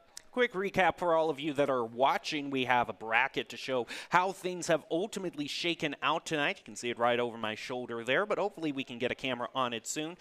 To kind of describe the Boise State Rocket League trials, and believe production's been up to some shenanigans as well, putting the all-watching Shrek there in the upper left corner just to keep an eye on all the players, make sure everyone is playing correctly. Team Gill and Instinct are the ones that are moving on to the finals, whereas Baynock and Hoosh are playing our third place match. And who's going to win this third place match? Well, it's probably going to be the team that follows Doc's keys to the game most effectively. Doc's keys to the game in a Rocket League overall are brought to you by Drop-In Gaming tonight, the premier online platform for gamers who seek competition. You can play your favorite games to win cash and prizes through free and paid entry matches and tournaments. Whether you're new to the scene or a seasoned veteran, Drop-In Gaming has the right games and competition for you. And some of Doc's keys to the game that we were talking about earlier, those are just clearing the goal out. Bump and demo to disrupt is often a common Doc's key to the game. Play off the walls. For tonight, though, it's a little bit simpler.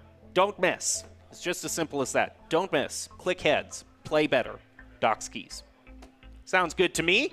So we're ready to head into this next match. Like I said, it's Baynock versus Lions. It's going to be great for us, too, because we haven't seen Team Baynock or Team Lions. So it's two new teams for us personally casting.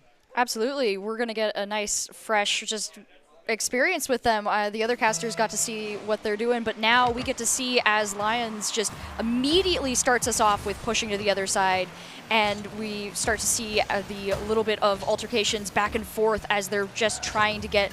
Oh.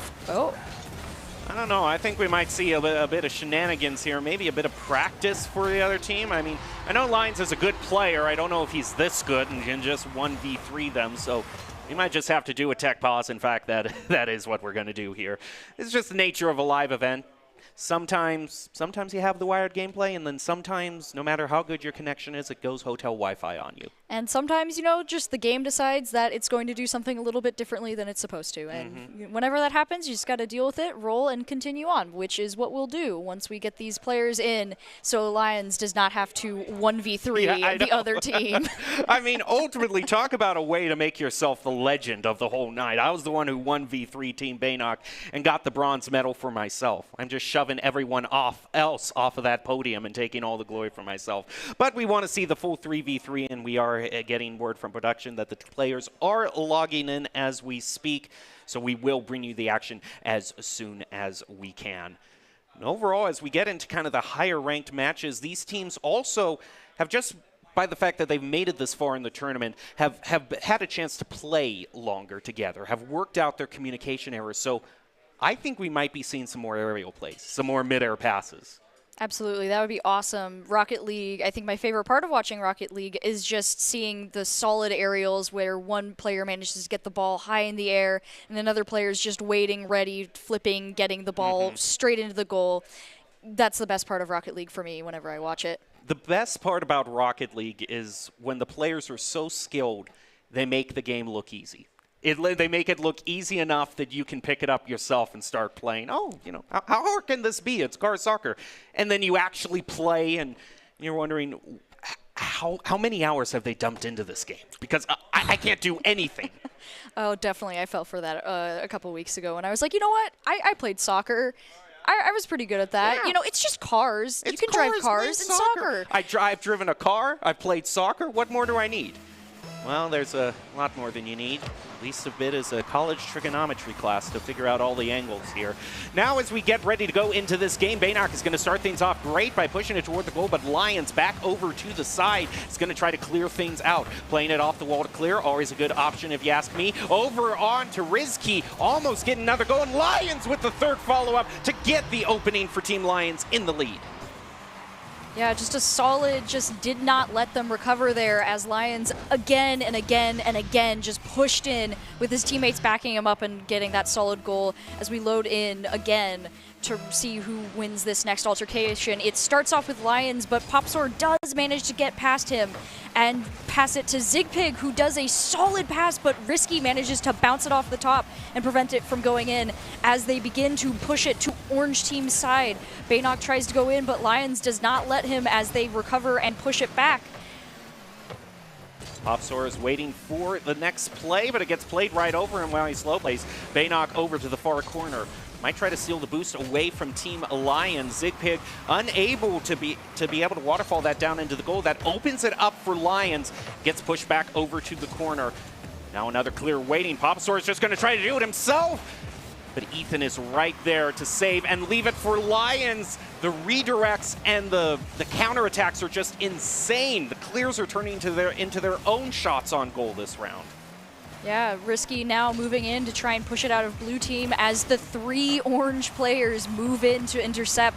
Ethan comes in with a solid hit towards it, but Poposor just manages to push it away from him as Risky again tries to go for the goal.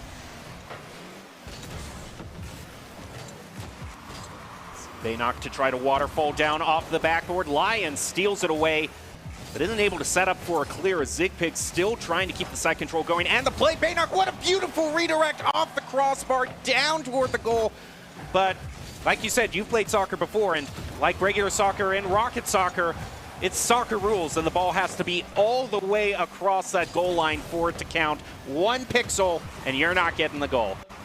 Absolutely. Baynock going back in for another attempt as Lions is trying to defend, and same with Risky and Ethan just all coming in to defend and back each other up. Lions gets a nice hit off the top for a solid aerial setup. Unfortunately, no one is there to back him up as Baynock is able to recover the ball and start pushing it towards the orange team side. We get a looks like another demo off on Baynock as Risky tries to push in. Zigpig trying to bounce it. Same with Lions. Bouncing it back and forth towards each other, just trying to get that opening as it goes back to Orange Team's side. Zigpig getting the bounce off as Lions again trying to set it up. Unfortunately, Risky was not there just in time as it got deflected. And I think one interesting thing we're seeing about this game is This shows why it didn't show up in Doc's keys to the game tonight, because production wanted to be a little bit cheeky and be a bit too forward. But one of the normal Doc's keys to the game that we see is clear the ball at angles, because it makes it so much more difficult for the other team to just lob it back at you. And we've been seeing a lot of those straight clears just turning into this ping pong back and forth between the goalies. It's creating a lot of situations where you don't have time to respond before the other team is scoring on you. And talking about not having time to respond, I'm not going to be able to respond because Ethan is just going to play so quickly here. Just kind of juke out one player, juke out another. 2-1, that's a trade you'll take any time and get a goal to put you in 2-0. Yeah, with a little less than 2 minutes on the clock, Team Baynock, it goes in trying to get the ball, but Ethan does not let them have it as he immediately pushes it in the air to try and set up for a goal. That Risky immediately tries to go for the shot. Unfortunately, there were 2 Orange members there blocking them. Lions again backing them up, but Baynock and Popsor are just not letting them have it. Pushing it back to the other side, Ethan again returns back to Risky, but they're just not in the right setup just yet, as Orange Team again just waiting for them to try and get that goal. Orange Team wants to equalize this. They've had plenty of chances to do it. I mean, you look at the shots on goal, and Orange Team actually leads. Baynock Team leads. If I'm just to do some quick arithmetic, I'm seeing 9 shots on goal versus the 7 from Team Lions. But sometimes it is indeed quality over quantity when it comes to these shots on goal. The defense has just been there, but that's what you do to stop the defense. Clear out the goal with a demo. I love the teamwork and communication that I saw there. Papasaur sets it off. Baynock realizes that he's shooting in, clears out the goal. Beautifully played. We still got a game here. Yeah, especially with a minute left on the clock, there is definitely a chance for Orange Team as they immediately get the ball under their control. Unfortunately, before Ethan does manage to get it back, Baynock pushing it forward back into Lions court, where Ethan bounces it off for another pass towards each other. And Baynock tries to recover it, same with Papasaur, and Zigpig does manage to pass it towards them, almost getting a shot into the goal. It just bounced off the top right there as they again try to move it back towards blue side. Baynock contesting Lions there for a second. Same with Risky. Zigpig going for that last minute shot as Ethan pushes it forward back into where Popsor almost got it. And another close shot from Ethan there as they're just trying to volley it back and forth, hoping for those pot shots that they can get. Baynock setting it up again for another aerial. Ethan not having it as they push, and same with Zigpig and Lions right there. Yeah, it's always a unfortunate scenario there when you're trying to elevate up. You have plenty of boost, but ultimately you just misjudge your aerodynamics and you just fall to the ground. Last chance for Team Baynock to even it up. As long as that ball stays in the air, the game will continue, and maybe they can get a buzzer beater right here. Wouldn't that be something? As it bounces off the backboard, Baynock tries to redirect it in, but it just drops down. But good on Team Baynock for trying to make that competitive to really the last moment. Another thing I like here is you're seeing a pretty good spread overall between activity feeds. I mean, Baynock and Lions obviously being the top players since they are on the Boise State varsity team. You can see that in the fact that we have pictures of them. But still, a lot of spread out between teams. Everyone's kind of giving in shots on goal. And I think that's showing that these teams are communicating well. They're calling out their plays, and they realize that anyone can be the person to make the play and get the goal. Yeah, all it takes is that little window of opportunity for a player to be able to push in. Something I found really interesting while we're watching, as we were talking about how the comms were clearing and teams were getting a better chance to just play with each other the longer they've been playing, is we've noticed, like at least I noticed in these matches, we've been having a lot longer time between our goals as players have had to volley back and forth and just look for smaller openings as the teams have started to tighten their defense as well as their gameplay, which has been really cool to see. Just all the kind of like really short improvement, like so quickly. I guess really good improvement so quickly. Yeah, it's one of those things that it's kind of counterintuitive if you're completely outside of esports or even traditional sports. You know, if someone who has never seen sports before, period, were to look at a scoreboard and say, oh, the numbers are so high, that must have been a great, exciting game. Well, actually, sometimes the best games are the games where it's a 0-0 tie the whole time, and it's because both teams are so evenly matched. And I think we're seeing a lot of that here tonight. Lions and Baynock, they want to guarantee that they at least get that bronze medal, walk away with some sort of bragging rights, and Ethan is going to try to start things off nice with the follow-up by Lions, but both of them bounce it off the front post. And unfortunately for Team Lions, they're going to go scoreless. We'll see if Baynock can use that to find their clear. Yeah, Zippig immediately goes in for an awesome aerial shot as Team Blue was trying to set up just a good shot. Zippig went right in and didn't let him have it.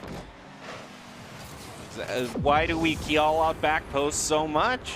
Because if you were there, you'd be able to drive into that soccer ball and save it. But sometimes you just, sometimes in the heat of the moment of it, it's easy for us to call it up here on desk, but there are a million things you have to judge when you're actually playing the game. But I'm sure Team Lions, they've shown plenty of talent, and they can come back here trying to equalize, setting it up above the goal. It's up there for Lions, and Baynock, reading the play, is able to take it away before the shot on goal goes through. Yeah, Lions bouncing it for Ethan. Unfortunately, goes right over the goal, and Baynock is able to push it out before they get the chance to recover. Risky is trying to get control of the ball again, so that way he can set up his team. And they do have some success before Baynock pops up again and just doesn't let him have it. Yeah, see a live shot of the players. And, you were thinking if you see a live shot there that you'd see the players start jumping up and high-fiving. This just shows you how cool and collected they are. No, they're they just are like a goal. serious and focused right now. Yeah, equalizer. Okay, okay. We've reset the game. No big deal. Let's make the next play. And that's indeed what they're going to do. This first kickoff doesn't really go in either player's favor, but Baynock wins that 50-50. To set it up for Papasaur, actually, Zigpig is going to be the one that takes the play. Papasaur still waiting, and I like that coordination, but it's not going to turn into a goal thus far. Both these teams really close, though, just waiting for that one little mistake to capitalize on. Yeah, Baynock right now spinning the ball in the air, trying to get a good shot, but Risky did not let it have it, and Lions pushed it through as Zippig is trying to go in, but was unfortunately unable to get high enough to block that, as Lions was able to get a clean shot on the goal there.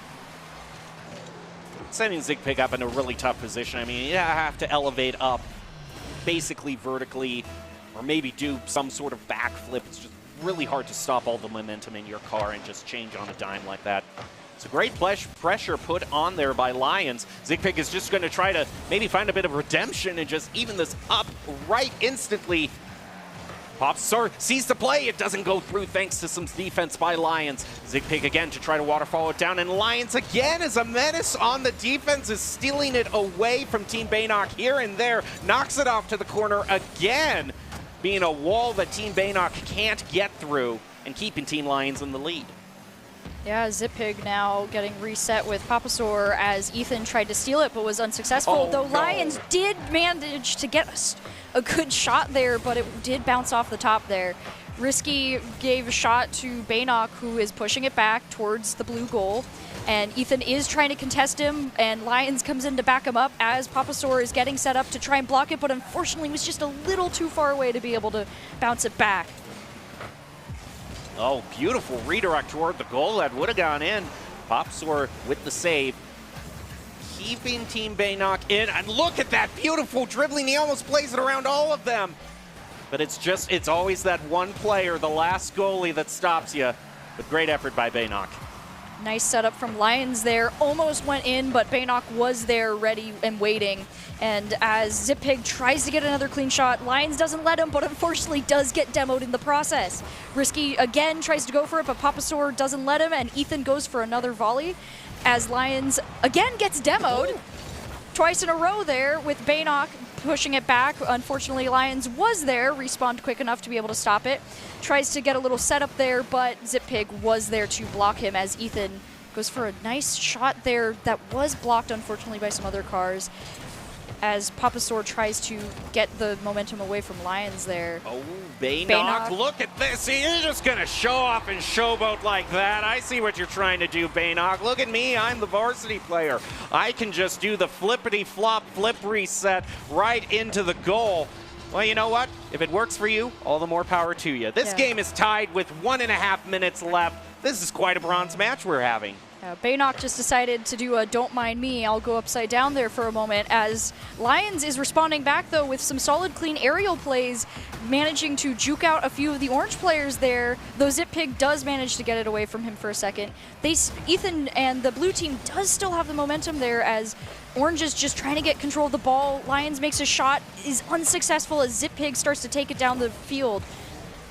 I will say it is interesting that we've seen Lions getting demoed so much lately, and I don't necessarily disagree with that sentiment, because Lions has been kind of the top defensive playmakers. We see right here, he clears the ball out, tries to make it a counterattack, and gets the goal for him. I mean, he's too good. And if you're that kind of player, of course take him out. Get him out of the game, clear out the goal for yourself. Because if you let Lions have the ball like here, he's going to try to showboat just like Baynock.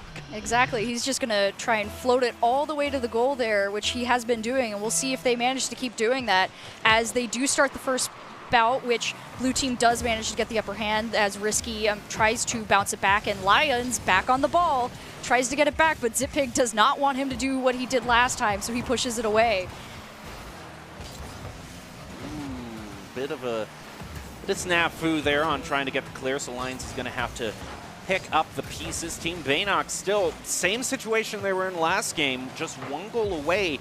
Opportunity to try tie it up and drive it into overtime.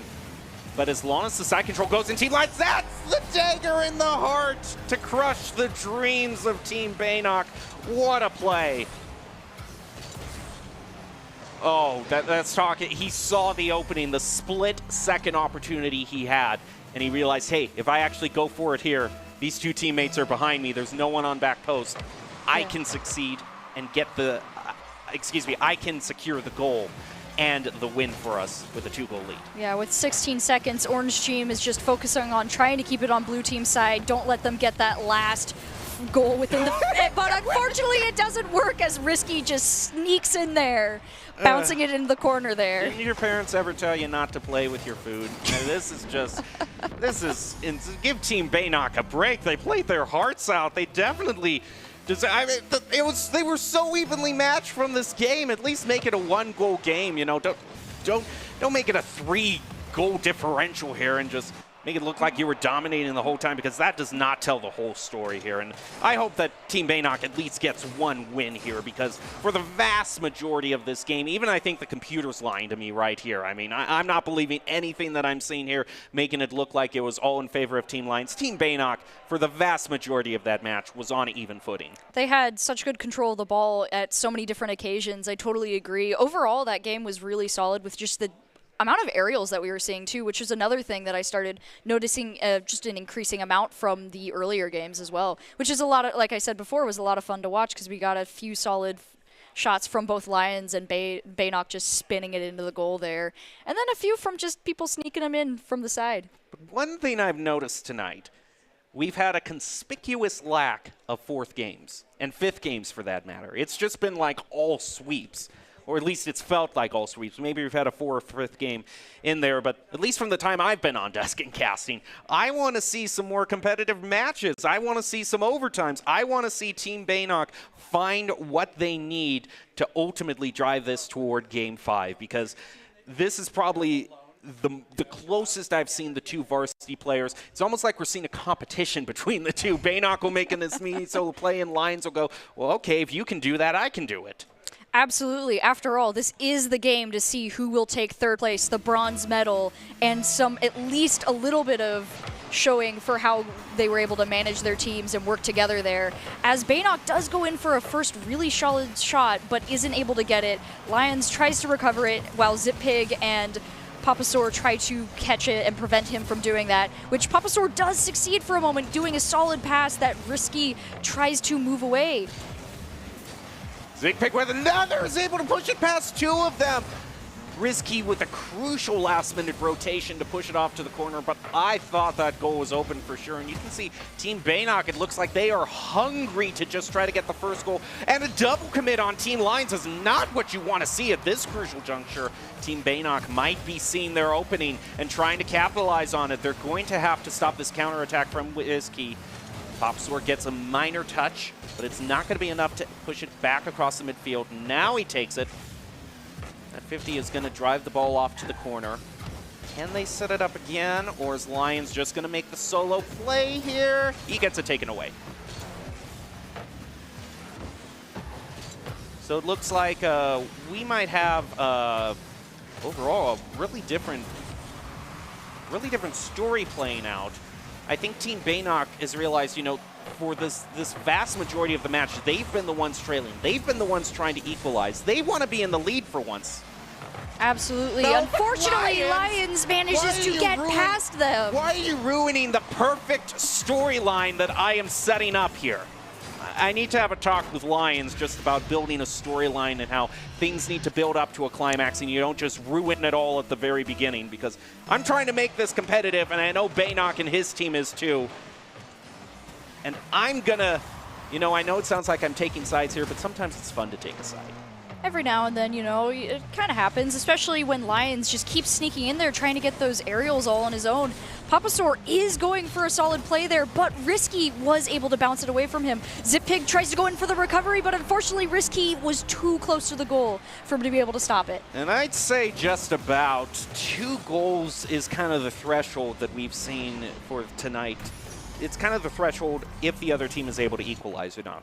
Once a 3-goal lead is gotten, it's really hard for the other team to stabilize. Sometimes the mentals get the pressure of you. It's the 3rd game, the last chance you have to stay in it. You've got to, you know, make up such a huge deficit, get the reverse sweep on top of that.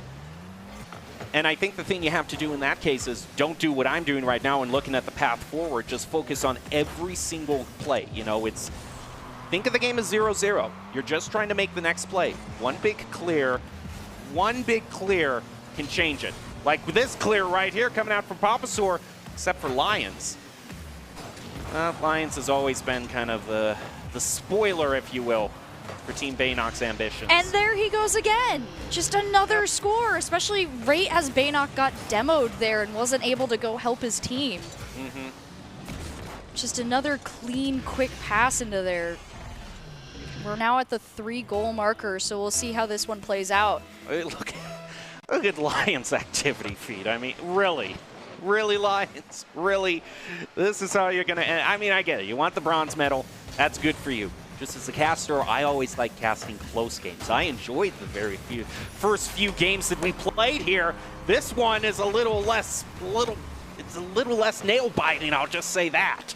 Though we have stopped going from playing with your food to just dominating now, unfortunately. No, this isn't playing. This is dumping the food on the floor, stomping it into the ground until it's mush. And then just walking away with it. As, again, Baynock trying to get another good shot on them, just doesn't want to go down without a fight. And Papasaur is helping him out, but Lions is trying to get back there to recover. Though, luckily, Papasaur did manage to prevent him from hitting it. They still need to get a little bit closer before they get that goal. Zippig is trying to set him up, but Risky isn't having it. And Papasaur again tries to bounce it, but Lions, there he goes in the air again, trying to get that shot. Luckily, Baynock was there to stop him. Did not want that to happen again, and he wasn't demoed this time. Trying to dribble it up the field, just trying to get his team back in the running by any means possible. But Lions, you can't do this! Zippig, thank you for that save, because I was just about to send Lions to timeout. I mean, you know, he needs to go to his room and think about what he's doing here. He is just... Sometimes you got to remember the other team has families they need to go home to as well. Absolutely. Oh, Risky again blocking them from getting another score. Lions does get demoed, though, so maybe that'll give him a chance to do something while he's in a different type of timeout than you were suggesting. But Ethan does manage to pass it to Risky as they get another score. I'm just giving up at this point. I just, you know, this is the final straw. Team Lions, though, for all the joking I am doing, sincerely, congratulations, because you have been putting on a spectacular performance for this 3rd game, making it almost near impossible, I would say, for Team Baynock. I mean, if you're doing the math, that's maybe a goal every 15 seconds, every 10 seconds, even for the top professional teams. That's almost nearly impossible. It's very tight, and Ethan is trying to set it up for them as, again, Orange Team's really trying their best to push it in, but like Risky and Ethan have been on really solid defense, letting Lions just push it forward every time. Baynock coming in, he's hungry for that goal. Unfortunately, no one was there to help him get that set, though Papasaur was able to deflect it and prevent them from trying to push it back to Orange Team's side again. Lions is waiting, hoping maybe he can get that aerial again. He tries to attempt it, but Papasaur does block him as Baynock goes in for a setup, which almost gets it as they get it. Finally, Papasaur is able to score with a clean pass from Baynock there. And both of those shots were aimed so beautifully. I mean, it's slightly off for Baynock, but you see both of them are trying to aim for the upper corners of the goal. So hard to defend in that position. They finally saw the play they were looking for come to fruition. Fortunately for them,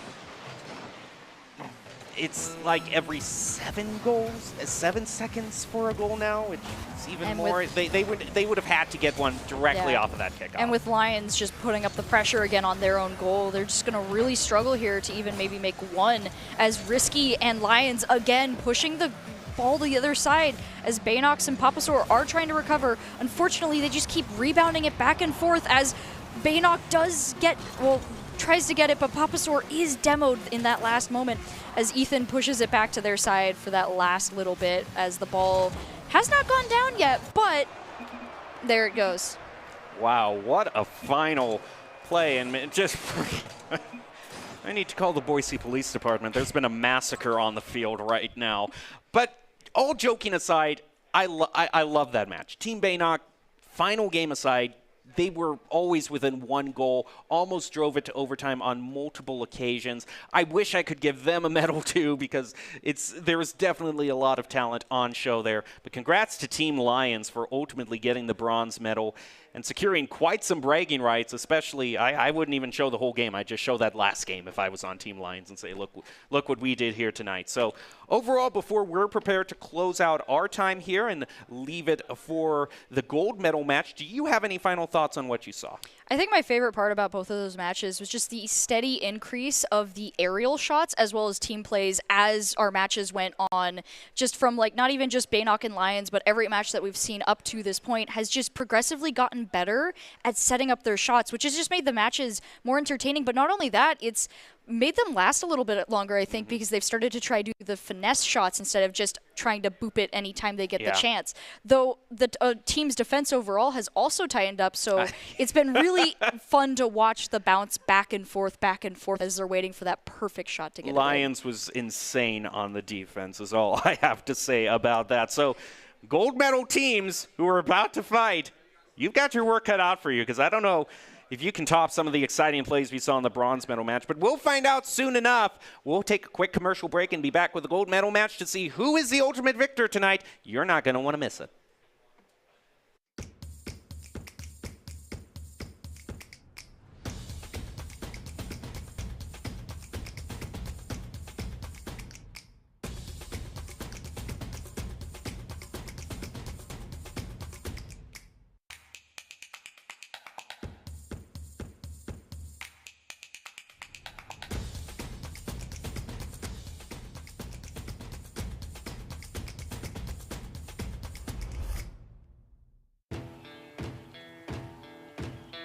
Here are a couple lessons I've learned over the years. Friendships come in all shapes and sizes. And always buckle up. Seatbelts save lives. That's a rule we can all live by.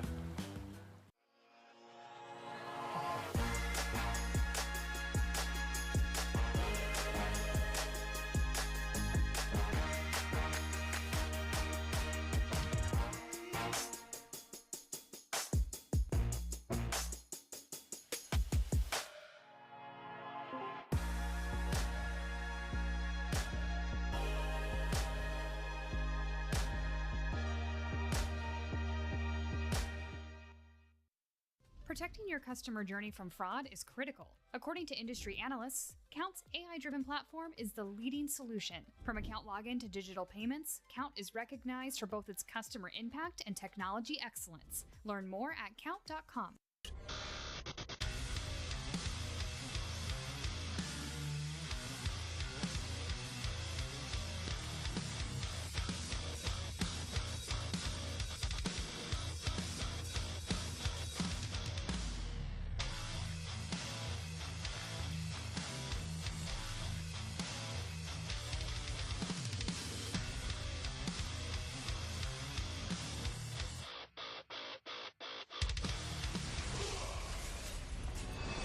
Visit NationalGuard.com to begin your guard adventure.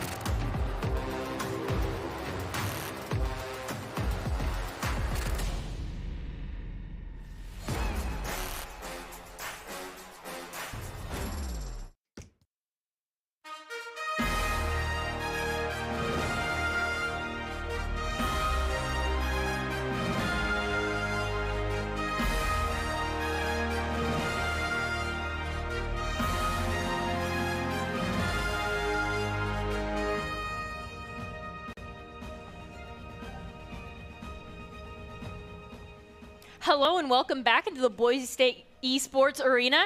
Here we are here for the grand finals of tonight's Rocket League tournament. It will be Team Gill versus Team Instinct. Two of the teams that we've been seeing sweep all night, doing an overall fantastic job. But, I mean, they both just can't walk in here and sweep with the other. Someone's got to win, even though we expect this to be a very high-scoring game. There's the wave.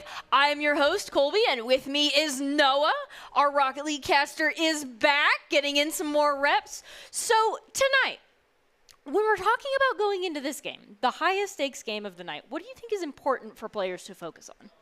Well, I think, obviously, both these teams have proven that they have players that can show off, finesse, have those fantastic scores.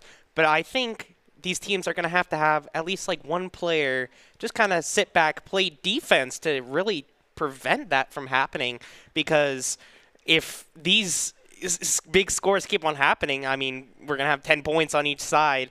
I really think that those clutch saves are going to really be a factor here coming in versus Team Gill versus Team Instinct. We'll have to see, who chooses to do that, whether it varies for the round, how the game goes. But ultimately, I do think defense is going to be the big deciding factor here. Fantastic. And just to walk you through a little bit more on what defense means, as we see the bracket here, Team Gill and Team Instinct have worked it all the way up. And, I mean, they definitely didn't get that way from running into defense. But something's got to give at this point, and this is a game where they're both going to have to adapt if they want to win. And like we were talking about, playing defensively, the main thing there is rotations. You want to make sure you're back in the goal right when they're pushing. You don't want to be back in the goal all the time because you definitely need to be there to assist your teammates in getting those follow-ups and scores like that. But somebody's got to be back there. Otherwise, we're going to be sitting here with a game with like 10 to 10, just like you were saying, and just still climbing higher first minute. Yeah, I definitely do agree that those setups are important. Definitely both of these teams, especially if I can remember properly, Instinct had like huge shots where it was like set up by one of their teammates. So that will definitely come into play. I think it really will just be who has the better coordination, who has the better communication. As you said, those rotations, going back, going forth, just trying to, again, Doc's keys to the game, minimize that distance traveled, because ultimately the more distance you have to travel, the more catch-up you have to play, the more time spent not being next to the ball. So just like you were talking about, Doc's keys to the game in Rocket League, it is minimize distance traveled, make sure you hit your shots, don't miss, and show off your skills. And Doc's keys to the game are brought to you by Drop-In Gaming. Drop-In Gaming is the premier online platform for gamers who seek competition. Play your favorite games to win cash and prizes through free and paid entry matches and tournaments. Whether you're new to the scene or a seasoned veteran, Drop-In Gaming has the right games and competition for you. To begin your competitive gaming journey, sign up at dropingaming.com. There it is, explicitly lined up for you. Right before we start in the grand finals, it does look like we have our players in position, probably getting in lobby now. How would you describe the overall feeling in the arena as we approach our grand finals? I think it's hype. I mean, I'm hyped for these finals. From what I've seen, both of these teams are high octane, which I guess you want if you're playing with cars. Yeah, saw car and high octane, high tempo gameplay. So whoever can keep up that tempo, stay on beat, have good coordination with their team, I think that's going to be the defining factor. Definitely both of these teams are really good, way better than I could ever be. But, you know, it's just going to be that little edge. Whoever can get that little edge is going to be able to succeed in this finals, grand finals, championship match. Are there any specific players that you'd like to highlight that you think can be that edge, that driving force, the tip of the knife to win our grand finals here tonight? I think Cheese is playing, right? Cheese is on one of the teams, Team Instinct, I think. I think Cheese, they step up.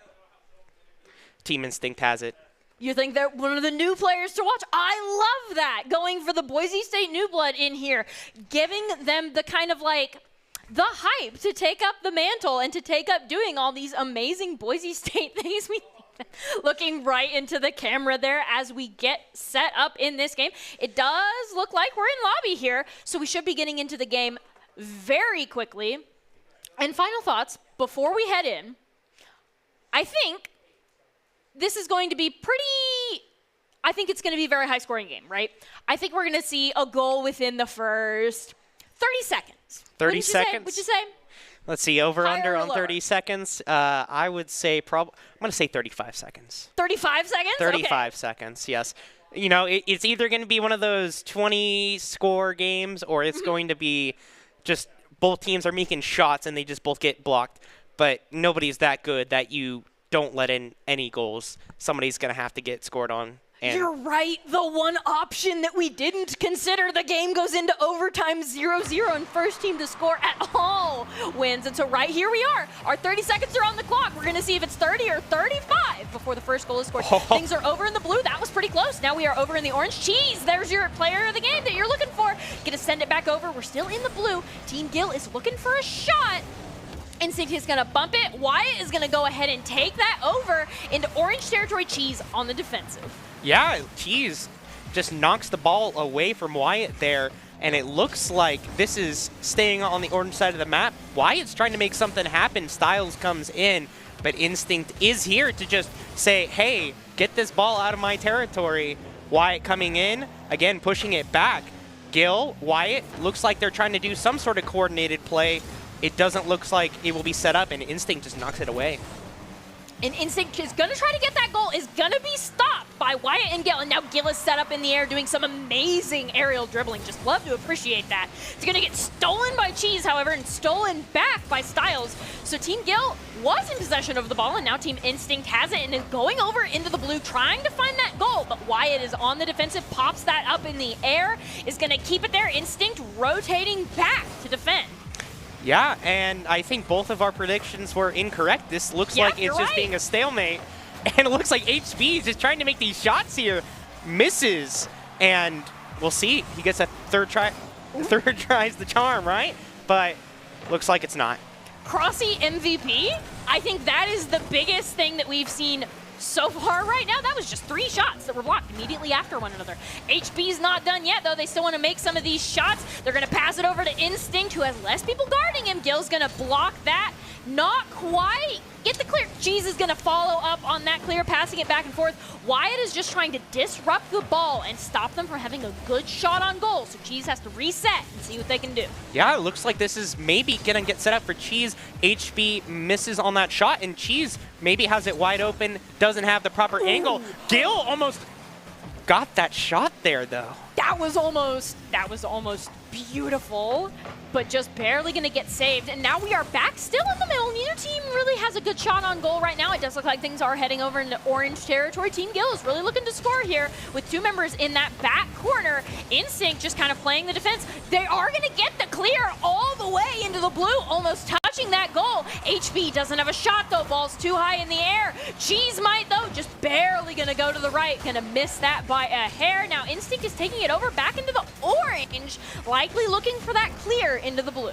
Yeah, and it looks like Styles is kind of just saving the game here for Team Gill, making sure that Cheese, Instinct, HB cannot score.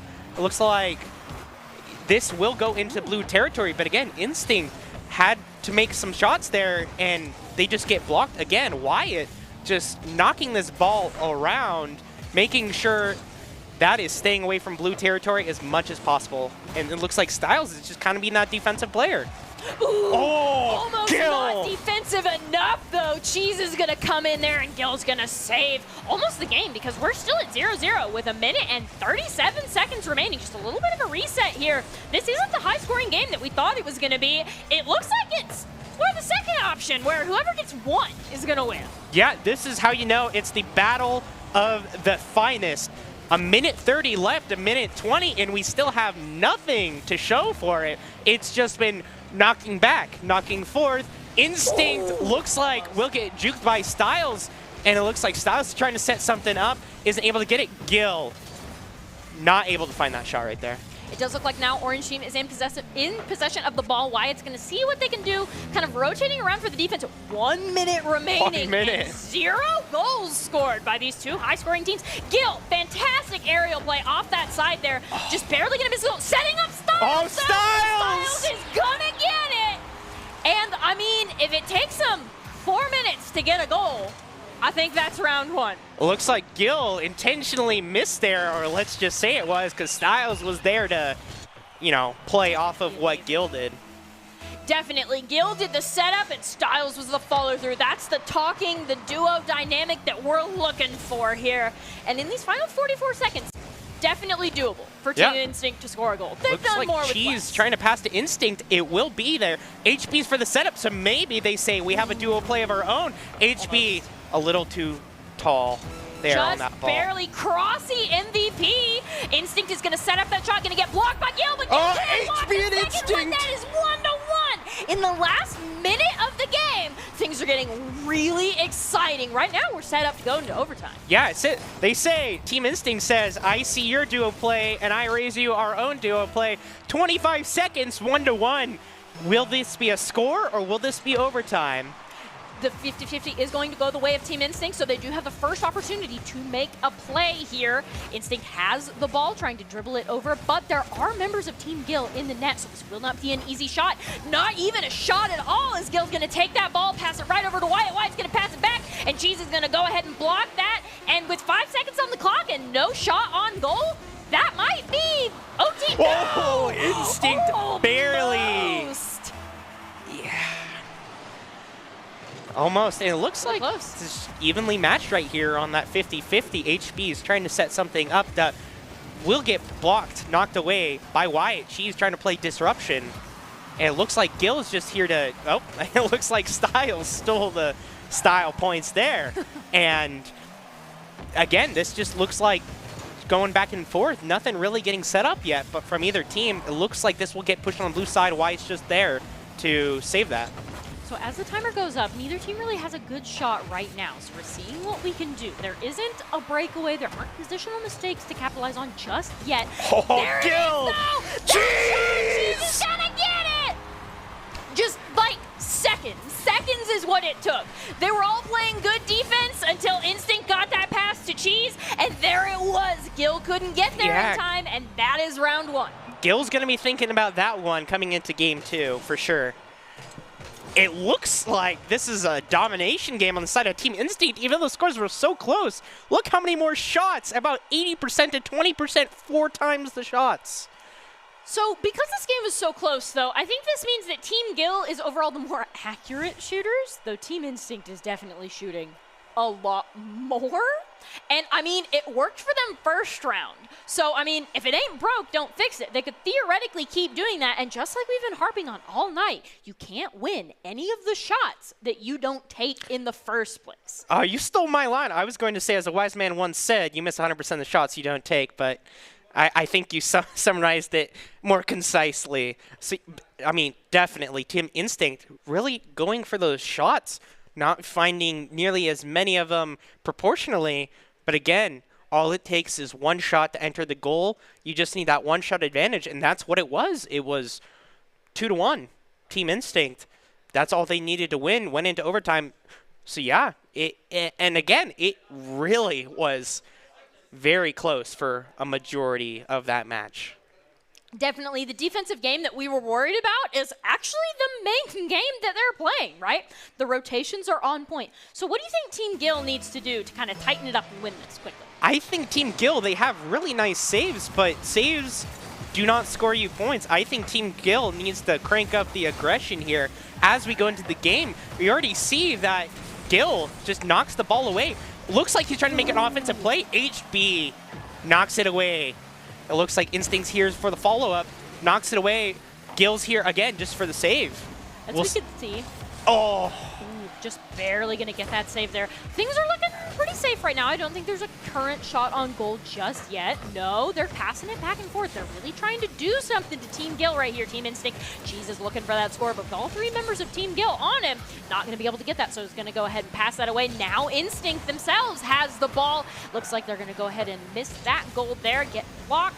Team Gill still playing the defensive game. Yeah, Gill here on the back, and it looks like Gill and Styles, yeah, they're making these saves. Somebody needs to go forward, whether that's Wyatt, or that's Gill, whether it's Styles. Somebody needs to go forward. It looks like it will be Styles, but he doesn't get the angle. Cheese is there to knock it away. Gill tries to find something. It goes too high.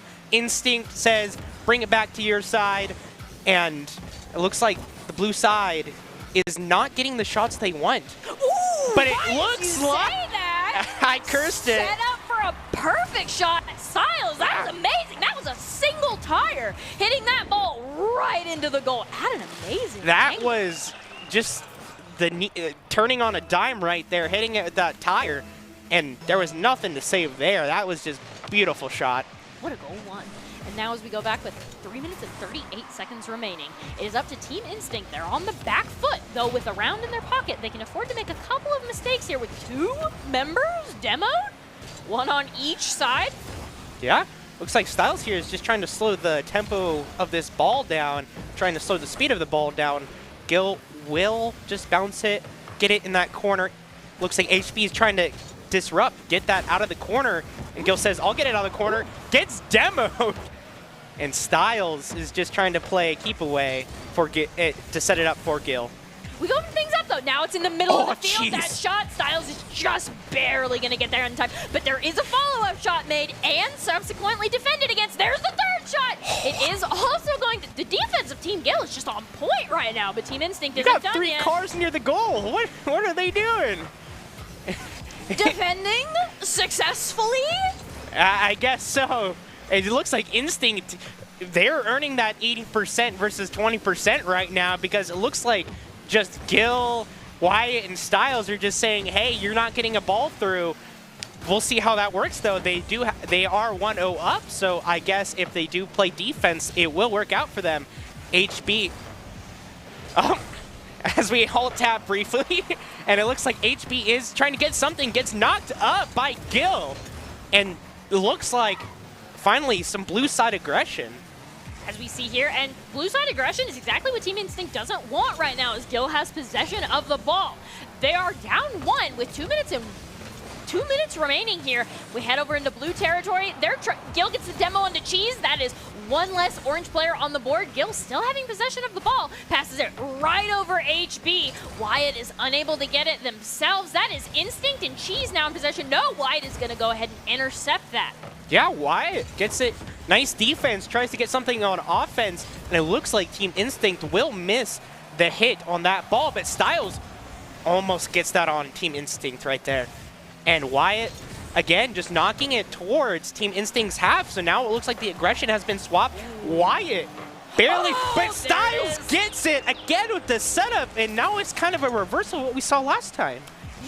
Styles likes to come in from across the map, just when nobody expects him to, just fly through and get that amazing goal, putting Team Gill up 2 to Team Instinct's nothing. That is 1 goal every 40 seconds, give or take, Team Instinct must do to tie. 1:20 on the clock remaining. Team Gill up 2-0. So they have a pretty comfortable lead right now, but not comfortable enough. And it looks like Wyatt's not even going to score. Instinct gets that. So I was correct. Not comfortable enough. They do not want that to happen again. Wyatt just couldn't get there in time. They weren't expecting it, and they weren't ready for it. They didn't have the boost to really go through and stop that from happening. And so now with the next 50-50, we are reset with a minute and 12 on the clock. Team Gil only up 1 as Gil has possession of the ball. Instinct is going to take that away. They're kind of volleying it back and forth, playing a little bit of ping pong in the middle of the court. Yeah, and it looks like Gil is just trying to get something set up, and HB just steals his lunge, pushes it over onto the other side, sets it up for Instinct, but Styles with a stylish save. Cheese is here to counter, though, and it looks like HB knocks it across, but Gil actually doesn't really get it across the map. Oh! Ooh, but is gonna get the save, just barely there, but they're not out of the woods yet. Team Gil still on the defensive from Instinct and Cheese, scoring those goals. That first shot is gonna go wide. We're gonna see what HB can do, trying to set up, but there is no follow through, so Styles is just gonna go ahead and yoink that. And now it is Team Instinct on the, no, they're not on the defensive yet. There's nobody Instinct, there. oh! Just barely not in the goal there, and as we go to 14, 13, 12, Team Instinct has to find something here, or this map is going over to Team Gil. It looks like this will be... Oh. Yep. Well, there it is. 3-1. I mean, Team Gil is going to go ahead and get that extra nice bonus goal there at the end. A hat trick, no less. I mean... Oh, Styles, that was so good. It wouldn't... We have 3 seconds remaining, so I think it's safe to say each team has a round at this point, right? But this is a best of 5. So each of them still has a significant amount of room for error, right? Neither team is in the position where they need to do nothing but win. Yeah, and as we looked at the stats, this is much more evenly matched. Again, Team Instinct with that side control, but again, that side control doesn't mean anything if you're not able to get that scoring. I think Styles, especially that match, was able to really just defend that goal so excellently. And also get the scores. Like, Styles comes from literally nowhere. Like, maybe rotating out of the goal. I have no idea where this man's coming from. It's just across the field, into the goal, sending it sailing 3 times. Very nicely. Yeah, from downtown. As he kick it, 1-1. We have a series on our hands. This isn't going to be a 3-0 stomp either way. So we'll have to see whether this is a 3-2, a 3-1, whether one team just pulls away. Because I would love to see this go 5 games. I think both of these teams are just phenomenal, very excellent. So in this like short break that the players have while they're resting, what do you think it is most important to focus on so they can get in the right mental frame to play the next round? Well, I think that duo and trio synergy just needs to be there. Obviously, both these teams have 3 excellent players each individually, but playing together as a team to get that X factor, I think, Gil getting set up by Styles and Styles getting set up by Gil, and Wyatt's in there too as we go into the game. And obviously you need that from Team Instinct too. Cheese, HB, and Instinct all need to have that cohesion. They had that in game 1, but it looks like Team Gil came back in game 2 to even it up. As we go here, Instinct is going to block that shot on the goal. Cheese is now just kind of running around seeing with Instinct. Wow, that was kind of schmoovzy. There were members in the goal. They just couldn't do anything. Yeah, somehow. Let's see here. Instinct just gets that. Right over. And it's those clutch angles that really you cannot predict, you cannot account for. You just have to say, okay, that was a goal given, but now we need to get a goal of our own. We'll see if Team Gil can do that. Gil does have possession of the ball, so we're seeing what they can do. It's going to send it over to Wyatt. Wyatt's going to send it back to Gil and Styles in the middle. Styles is going to be the one that takes it over.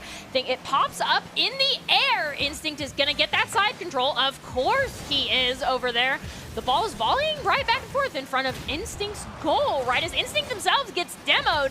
And at this point, we're heading over into the blue part of the field. No, we're still going orange. Gil hasn't given up on it yet. Yeah, Gil just kind of choosing his movement very carefully, manages to get the ball knocked up in the air. Looks like Instinct is here, just trying to knock it in, and Gil knocks it away. This is now on the orange side of the map. Instinct, again, trying to make a shot. Styles is not able to save it, but it doesn't need saving because Gil's there to save it. Styles couldn't get high enough, and that almost spelled disaster. Now Gil and HB vying in the air. Cheese is going to come back and spike it down. That looks like a goal unless somebody can get there. Wyatt's going to score it. Cheese barely doesn't get the save, and Wyatt's there to score it. That's a heartbreaker. Oh. Ooh, just barely. And you saw, that was a slow bounce. Just the little arc of Man, there's nothing we can do there to stop that. Resetting it to 50-50, 1-1 with 3 minutes and 41 seconds remaining. Still anybody's game as we head over to the orange side of the field. Cheese is going to get the ball taken from him. Instinct back in there to get that save. Comes right to him. We'll see if they're able to do it again. Nope, now it's this time HB is going to come in there. But Wyatt isn't done trying to score on this goal. Yeah, let's see if Wyatt and Gil can do anything. The ball goes over to the blue side of the map, and Styles is just pushing it across. Ooh. Gets a nice dribble, but this might be HB. No, Instinct knocks it away. So good defensive play by Instinct. Doesn't really have the proper angle here to get a goal. Yep, it doesn't look like this will be anything. Gil just knocks it away.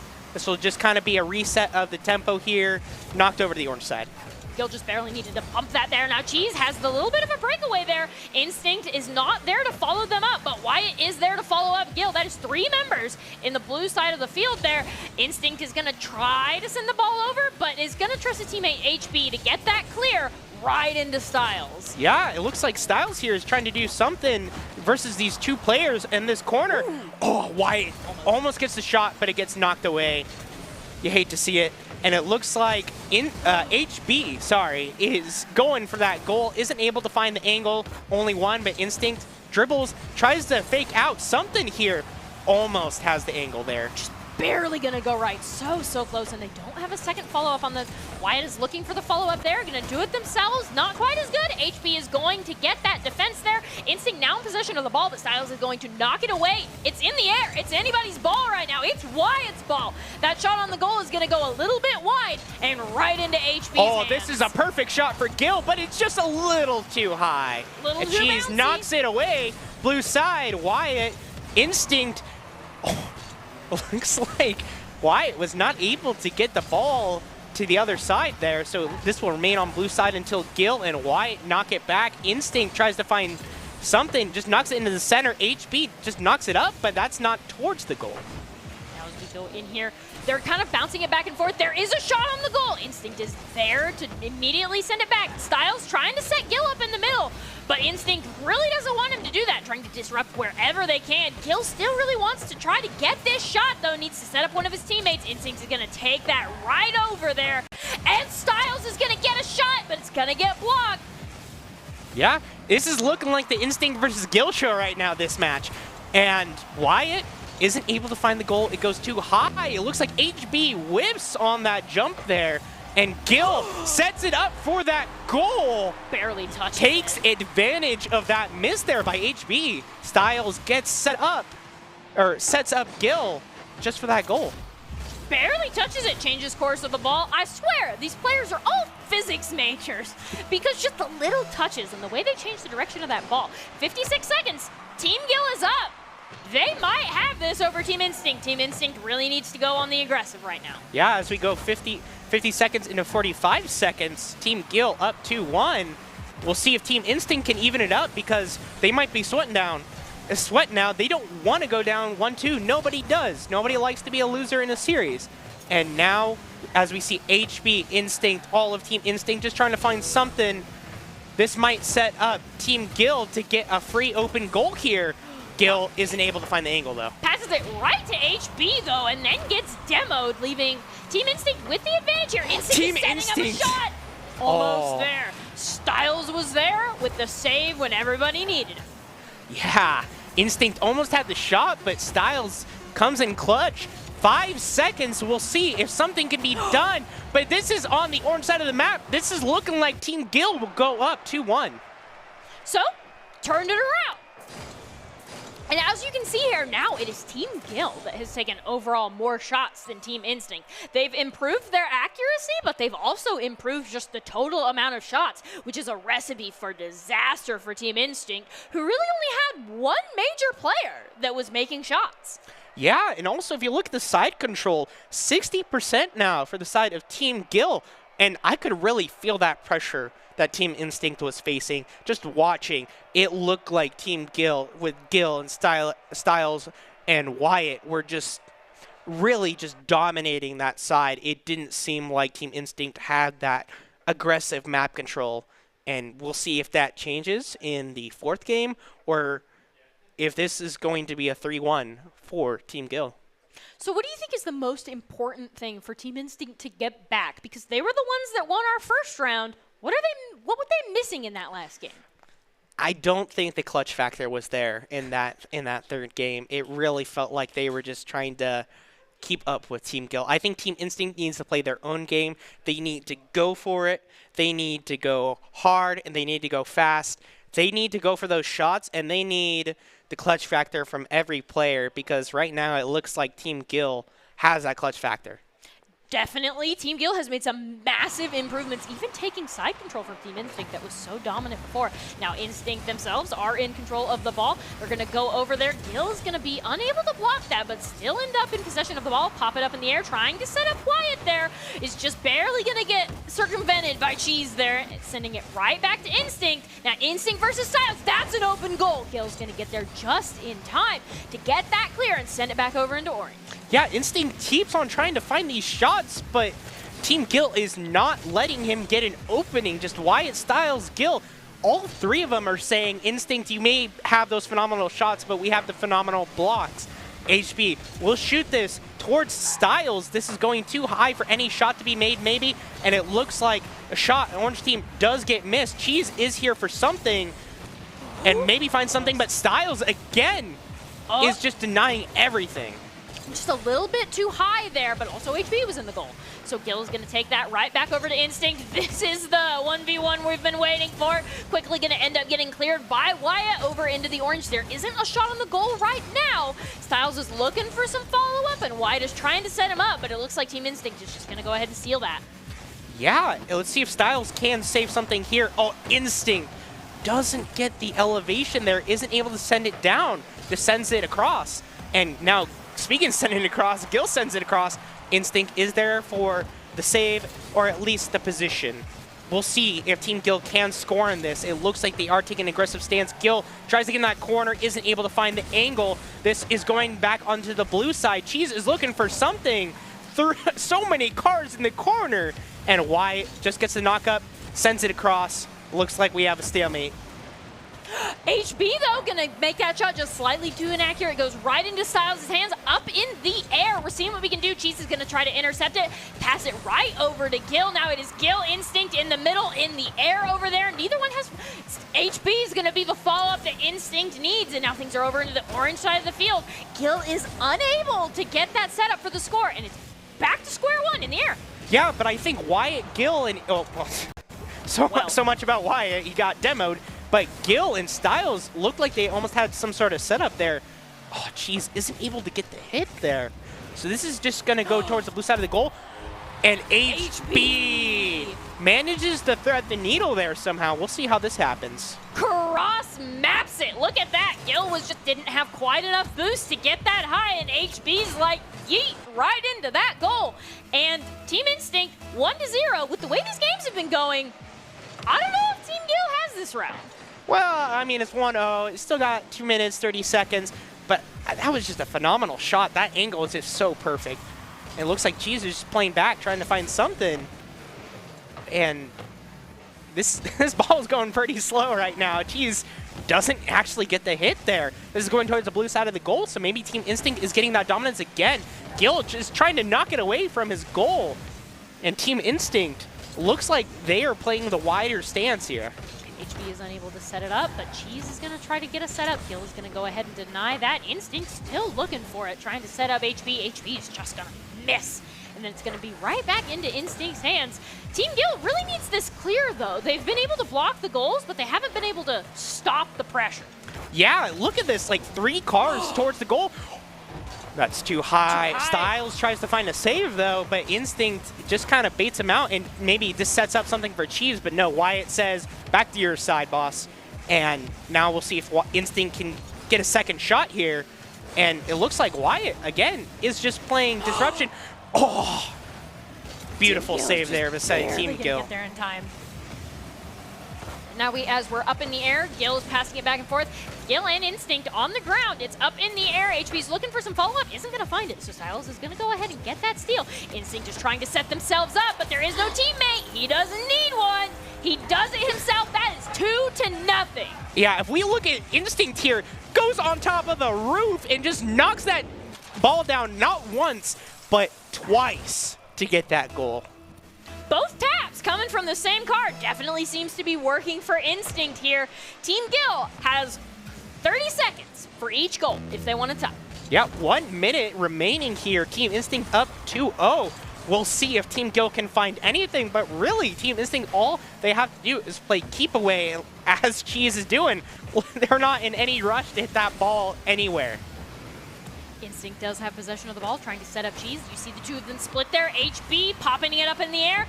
There isn't follow-up except from Gill. Gill's going to go ahead and block that goal and send it right into Instinct's hands, but the clear does still happen, sending it over into orange chair. No, back into blue with Styles in possession. Yeah, and it looks like a demo here sets up HB maybe to find something. It looks like Gill just knocks it away from the goal, but there's no goal potential here unless somehow Gill manages to find a beautiful dodge and setup. And there's 12 seconds left. I don't think that's happening. I think we're going to a Game 5, folks. Definitely, and that's exactly what you were looking for in the first place. So Team Gill and Team Instinct, 3 seconds preemptively, are tied up here. I mean, there it is. It's confirmed. They're tied up. Both of these teams have improved. And both of these teams, at this point, have been playing for several hours. So let's talk about the stats first, and then let's talk about maybe a mental reset. Yeah, speaking of mental resets, if you look at the total shots, this is looking like Game 1 all over again, but this is even more dominant. Only 13% on the side of Team Gill for total shots. Like, if they want to score goals, they are going to need to increase that. And also the map control went over to Team Instinct once again. So this is kind of looking like the Team Instinct from Game 1, the one that was really just kind of pressuring Team Gill into that goal. And you could really see it. There were several times that match where you saw 3 cars right next to the goal for Team Gill. So at this point, they've been playing for hours. Fatigue is kind of starting to set in, and we see it at least a little bit on Team Gill with the amount of shots that they're not being able to take. What do you think is the most important thing competitive gamers need to do to kind of stop this fatigue from happening? I think it's a little cliche, you know, stand up, get some water, you know, maybe stretch, get a little yawn, talk to your teammates, you know, crack a couple jokes. Just reset that mental, but also if you're resetting that mental, it resets the physical a little bit, especially standing up, getting a new posture, getting a new perspective, maybe change your chair positioning. Just something to make the factors different for this last round. Team Gill's back. They crack their backs like a glow stick, and they're in possession of the ball. And things are bouncing back and forth in the middle right here. Styles, there's going to bounce up on the side. It's still, no, it's going back into the side. Neither team really has a shot on goal just yet, but Team Gill is trying to set something up on Team Instinct. Just barely going to miss, though. Yeah, and it looks like HB just barely saves it. Gill, again, just going for that aggression alongside Wyatt. Wyatt's not able to get the shot. Gill tries to get the shot, but HB saves it. That was beautiful, and it looks like Instinct is sending it over to the blue side for something. We'll see if this is going to continue. HB is trying to find something. Just plays his cards right, but is not able to get it. Gets saved by Gill. Just barely the mechanical skill to turn at that short of an angle wasn't there quite yet. And now Wyatt is going to pop that up into the air. Cheese on the side, though, popping that up even further, sending it right back to Styles. We're still on the side here. Instinct is trying to set themselves up from a goal from the roof. Oh, Instinct just barely a little too tall there. And again, so many near misses. Just a little bit too high. Crossy, player of the game. That's my nomination right now. Lots of goals have been blocked. HB, we're still sending things over on the side. Instinct sends it up, but there is no follow-up except from Instinct themselves. Now Gill is in possession of the ball with Styles. They're both trying to do something. Going to send it right back to Instinct. This is a ground ball right now, and nobody's really having follow-up for their shots. Yeah, 3 minutes, 30 seconds, a little less than that. And every time Team Instinct tries to make a shot, it looks like Gill there is saving it for Team Gill, as his name would suggest, and just really is the backup to make sure that no goals are being scored this early in the game. And I do think that maybe Team Gill could do with a little bit more aggression, because so far it's only been 1 or 2 members that are needed on the defensive. They could afford to have somebody aggressively positioned, which is Styles speaking of aggression, Styles and Gill set it up. I mean, it's like they heard us. Styles and Gill. That is what Team Gill, I think, has over Team Instinct. they're doing things cooperatively in duos, as opposed to Instinct doing the phenomenal dribble across the entire map solo. Yep, 3 minutes here, and Team Gill's up 1-0. We'll see if Styles can set up something like that again, or at least somebody from Team Gill, because that was a phenomenal shot. Instinct isn't able to actually get contact there. So as we go in here, Styles still has possession of the ball, going to send it right over to HB. Styles is trying to set up somebody for a goal because he doesn't really have much of a shot here. Wyatt over in the side with Cheese. Gill is going to try to get that clear. Instinct is there to defend. Boost is pretty even on both teams right now, so they both have potential to make a play or defend. Styles not going to quite get that follow-up that they need from Wyatt. Gill trying to set it back up, though. Team Gill still has the ball.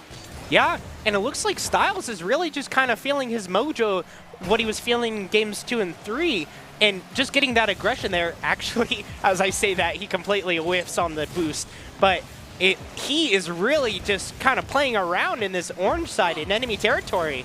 And looks like Team Gill's trying to find some sort of shot, and Gill just forces it in.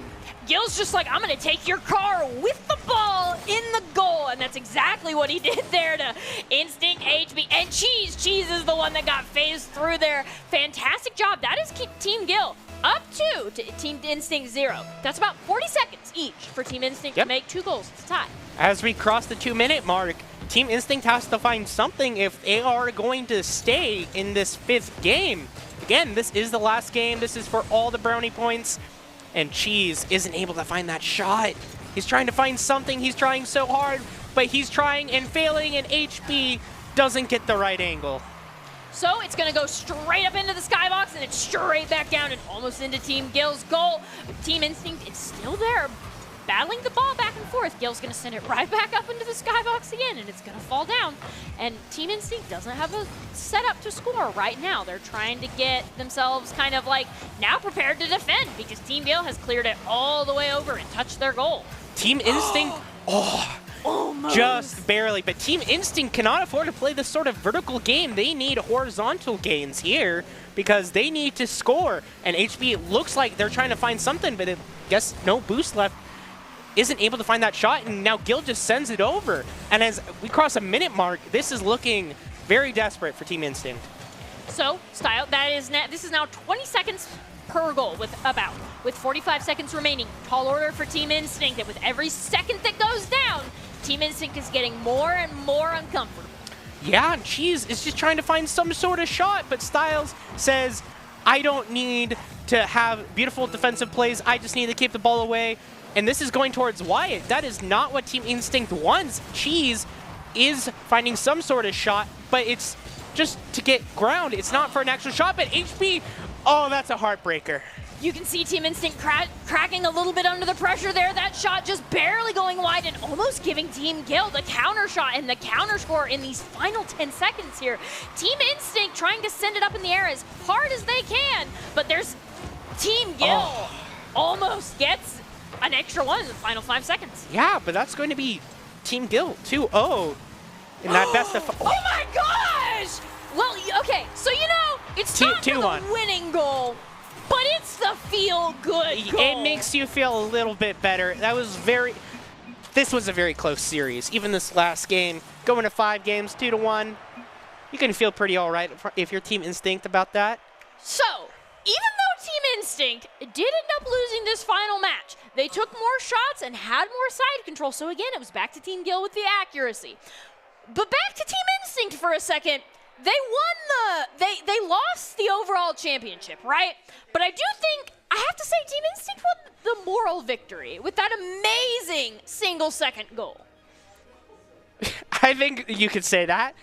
But also, I really think that Team Instinct played a phenomenal match of Rocket League this entire series, especially in this best of 5. That first game was an absolute just domination, and then Team Gill, yeah, they came back, but then game 5 was what we all wanted. Even in the stats, it was pretty even. It wasn't one team got dominated, another team just was dominating. It was that best of 5 match that everyone likes to see, where it's just struggling back and forth, where you can really just feel the sweat dropping down from the players' foreheads. It came down to micro mistakes and I think a little bit of fatigue from just playing so much Rocket League under relatively high pressure situations. I mean, these teams are very even and it took everybody's all to even get this far. And before we get to our player of the game, do you have any specific nominations that you would make? I'm going to say for player of the game or series, whatever we're calling the match, I want to say Styles. I really think Styles was kind of just making sure. As we hear cheers, as we hear cheers, I really loved how Styles was playing. When that one goal, when Styles just absolutely smacked that ball just to set it up for, I think it was Gil to get that goal, that was phenomenal. I really think Styles played a really good game. Would you say that he's stylish? I think I already made that joke, though. Sorry. You know, I mean, doesn't hurt to do it again. So you're going to go ahead and nominate Styles. I can't nominate a pair, but so if I could, my nomination would look different. I'd like to, as a solo player, recognize Instinct. Because I do think, even though they ended up losing, we saw some of the greatest mechanical Rocket League skill of the night come from Instinct. And while I do think it was a little bit to their detriment that they weren't able to get the kind of duo cooperation that some of the other teams had, we have some amazing dribble plays, aerial dribble plays that are fantastic here. So we're going to go ahead and see who our player of the game is. Am I being baited? I am being baited. It is going to be HBN there. Yeah, absolutely. I mean, HB also played really good Rocket League, had really nice scoring. Just like that, threading the needle, was able to find those angles, just wasn't able to find as many angles in that final series. But again, you can't win them all, or even if you do, at some point you lose eventually. But HB, just all these goals are just so spectacular. These are just inches where HB finds the right angle. And the ICCU Player of the Game is brought to you by Idaho Central Credit Union, who believes a great player makes a team more successful, just like Idaho Central's helping members achieve financial success. HBN is the Idaho Central Credit Union Player of the Game of a phenomenal Boise State night of Rocket League. We definitely have lots of data to work with and lots of new players to watch. Yeah, I am definitely excited to see how these players progress, whether we see more of them or if this was just one and done for them. I don't think anyone can be disappointed from their performance in any of these matches. There were good players, and there were great players, and there were exceptional players, but I don't think there were any bad players. The Rocket League played today was just such an excitement to watch. And I do think, like you touched on, there was quite a bit of individual range that you were talking about. There's definitely lots of room for improvement, and definitely just some players that kind of can show you how it's done tonight. So before we close out with our top 5, are there any big takeaways that you have? Well, I've definitely learned a lot about Rocket League as I've been spectating and watching and casting all these games. I saw how much that Rocket League is a team game. I saw how much coordination it takes to just make those shots, and this really is a game decided by inches, decided by just who is that little bit more clutch, has that, just that extra good positioning. It really is just whoever is just barely better. Fantastic. And barely better feels like a really good way to describe especially that last game that we just did. And tonight we'll close out with our Idaho Army National Guard top 5 plays of the game, brought to you by, of course, the Idaho Army National Guard, with over 10 jobs offering a $25,000 bonus in scholarships and your degree of choice paid for. The Idaho Army National Guard is the best team to join out there. Reach out to them on Twitch at iGuard Gaming. From all of us here at Boise State, we'll see you again next time, and have a good night.